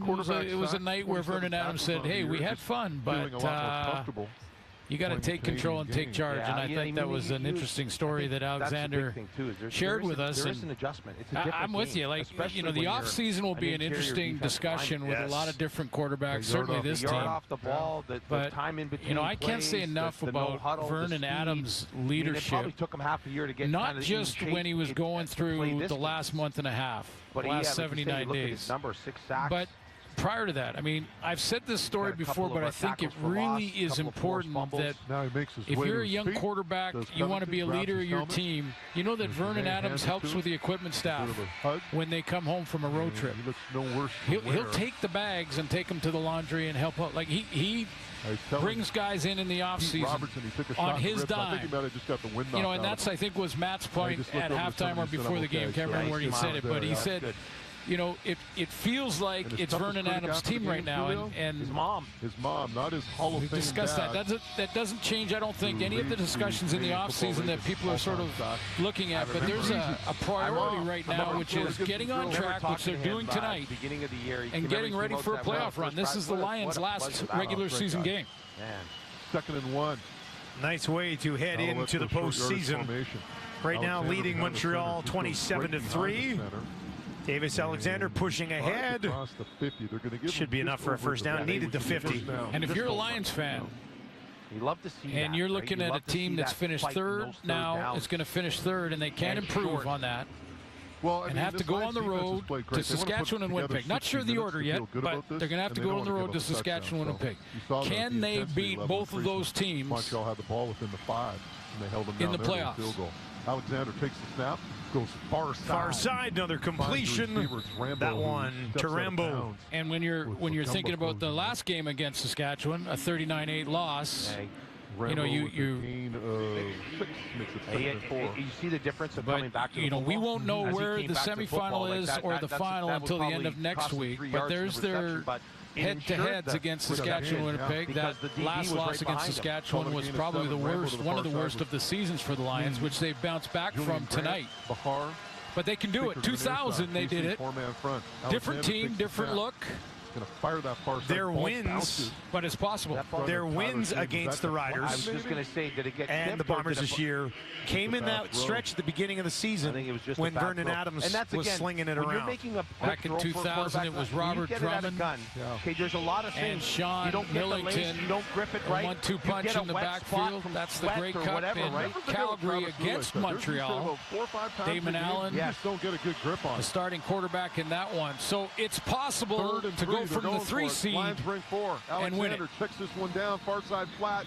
Scott's going to pick up the into first the hands down. of Stevie Scott. Wrestled out of bounds by Haladic, and he's got a first down from Montreal. I'm interested on the other side of this from a Nathan Rourke perspective. He's just going to run into that. What can he gain from this experience now as he sits back, likely watches VA start a playoff game in a couple of weeks, knowing that he's got a contract here for the next few years and will be the guy very likely next season for the Lions. Well, let's remind folks that in 22, in essentially 9 games, Nathan Rourke was averaging 372 yards passing per game. He led all quarterbacks in the playoffs in the 2 games they played that year, losing in Winnipeg. Was the outstanding Canadian, only the 3rd quarterback to ever win that award, and was on pace for over 6,000 yards. He will regain that level of play. I have no doubt in my mind that he will regain that. So to answer your question, what is Nathan Rourke going to do now? He's going to support Vernon Adams as the starter, and he's going to do everything he can in his power. This game will humble you. I don't care how good you are. I don't care what league you play in. It will humble you quickly, and how you handle that is important. And again, I'll emphasize this in a big way. These 2 quarterbacks have made this work, or could make it work, with a playoff run because of the way they've handled it. They've handled it as team-first pros, both of them, Vernon Adams and Nathan Rourke. 3rd and 1 here for Alexander, quarterback keeper right in the middle. Look at him go down to the 20. He'll get it to the 15 and slide at about the 12. And the family in attendance for Davis Alexander. That's his mom in the toque there. Happy to see her son out on the run. Well, and I love the cheering was very automatic. It was like, oh yeah, we've seen him do this many times. We're just to the right or his left side, and he cheering him on, and that's why he's going to be gain of 27 of interest for a lot of teams, I think, in the offseason. Third trip to the red zone today, 0 for 2 thus far. Julian Grant, speaker to the near side. A little bit of a draw to the running back. Crosses the 10, and push, blow the whistle. Scott pushes it ahead 5 yards. on that first down pickup. I know we've got the playoff. We've got another week in the regular season. Then we got the playoffs. Then we get the Grey Cup. But I am, as an I love the off season and movement. I'm very excited for a bit of a quarterback carousel shaping up here in the Canadian Football League. Off season. Lions changing up personnel with 4 players. It's been a weird year with the quarterbacks. I mean, how many true starters have been benched? Making his way out there is you know, not because they were injured. Now, Cody Fajardo was injured when he missed 4 games, but across the league, I don't think I remember a year, at least not in recent memory, where a whole bunch of starters in the league were benched because the offense needed a kickstart. They needed to try and shake things up. One of those guys ended up throwing for 5,000 yards this season. Absolutely. Bo Levi Mitchell, yeah. So 2nd and 5 now at the BC 7. So there'll be quarterbacks available in different stages of what you need depending on your team, which should be a lot of fun.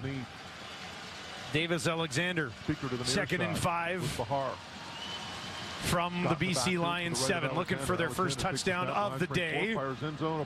And that'll be down close to the 2. Gang tackled on the play is Tyler Sneed. Well, there was room here for a first down to be picked up by the Montreal Alouettes. Where they're marking it, that will be a first down. Yeah, it will be a first down. Route, but you love the way that they're rallying to the football. Short yardage time down there. I think they're on the 1 or 2 yard line. So a new set of downs for the Alouettes, and that's the 3-minute warning. With that, we'll take us to the 3-minute warning here at BC Place in Vancouver. Alouettes looking to find the end zone for the first time today. And they got Davis Alexander in the BC Lions Radio Network. In at quarterback. There are delis, and then there's Choppies. Choppies, Italian meat market, and European implications, Moj, playoff-wise. All right, Davis Alexander tasked with trying to find the end zone for the Montreal Alouettes. This is the 10th play of the drive that he has put together. He's 11 for 16, 76 yards. He's got a couple rushing touchdowns himself this season. First and goal from the BC 2, trying to push it ahead. Did he find a path through? Short. Yeah. Does not look like it. Got him down to the 1.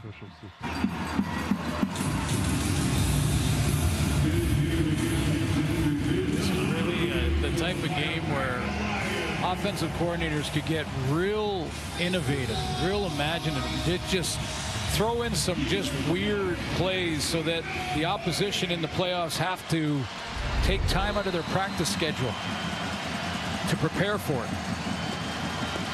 Second crack at it here for Alexander. Pushing over the middle, trying to push ahead. That initial push did not look like it was enough. And now the Lions are saying they took it away. BC Lions defense, Rugamba among others.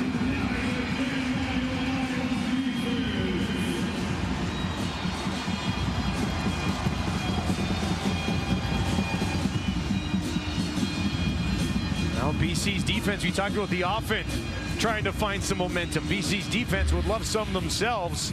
Let's take another look at this. What happened here? Gumbo's coming off the edge. I don't think he pulled the ball out, but the ball is sort of sitting in the pile. Davis Alexander lost that football early in the process here. He loses it right now. There it's out. Ben Hladek. I think Hladek batted it down and out. Smashed it out of his hands.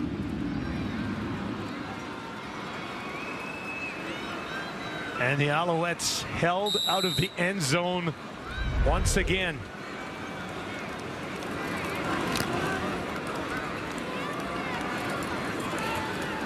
Chase Bryce into the ball game. He's been sprinkled in a little bit throughout the season. And he'll just hand it off right up the middle. A little bit of breathing room here for the Lions as Jesseron Antwi. Well, I'll be interested to see. So we look at the playoff picture. We know BC's going to be third in the West, and they're going to go to Regina or Winnipeg. That'll be sorted out next week on Saturday. Winnipeg goes to Montreal, where Jason Moss is not going to like what happened here. Like, Jason Moss is going to want to probably get the Alouettes sort of back on track after what we witnessed tonight, which might not make things easy for the Blue Bombers, as some people might expect. Well, yeah, it's never easy. That's for sure. But despite the positioning, but yeah, and remember though what will factor into that for Jason Maas, even though he is, and we saw the frustration while you were talking about that, Dustin, with Jason Maas, but he also will consider that he lost Josh Donovan, the right tackle, in a game that didn't have any bearing on the playoffs. So that will also be part of the consideration. Again, coaches in the Canadian Football League just cannot bench everybody. There's a couple of guys that if you're a little bit nicked up, you can rest them. Austin Mack is an example, but. Justin McInnis with that last catch over 100 yards. So now both Hatcher and McInnis over 100 yards in this ball game. First 100-yard game for Hatcher. He's playing in his 11th game tonight. McInnis has 5 100-yard games this season. But we'll call it an experiment to make a change at quarterback from Coach Campbell has turned out very well for the BC Lions. I mean, Vernon Adams lit it up tonight. That is the story of tonight's game. He has earned a start in the West semifinal. He will go to 6-3 on the season in his 9 starts. If required, he would have thrown for 400 yards. He's thrown for 393, and they took him out here at the end of the game. But it was his processing time. It was his accuracy. It was, you could tell the entire team had that jump in their step. It did provide the lift that Coach Campbell thought it would. I mean,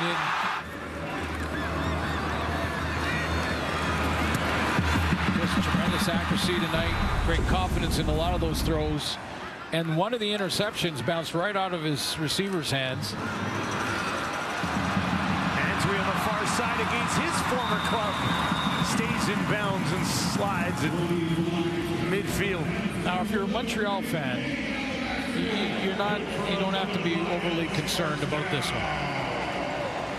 You really don't.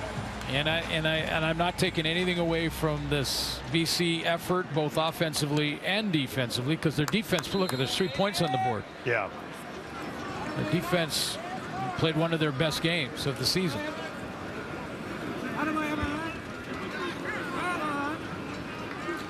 And the BC Lions into victory formation here at home, where they will finish 6-3 at BC Place this season. They have a bye next week to wrap the year. They will sit back on Saturday and find out if they will be going to Mosaic or Princess Auto Stadium for their playoff game. Montreal, first place wrapped up. Moss obviously not going to be happy with a 27-3 loss, but still a outstanding season for the Alouettes. They will return home and try to play spoiler for the Bombers' pursuit of top spot in the West. It'll be interesting to see how Jason Maas handles that next week. It really will be, because he doesn't want to go into the East final losing the last 2 games of the regular season.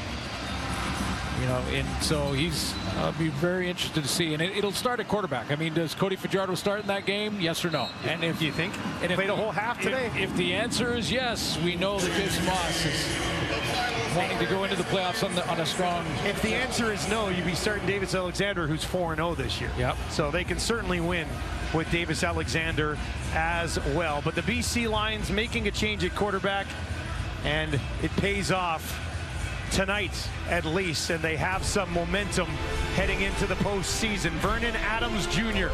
gets the job back at quarterback and goes 27 of 37, 393 yards, 2 passing touchdowns, mixed in a rushing touchdown as well.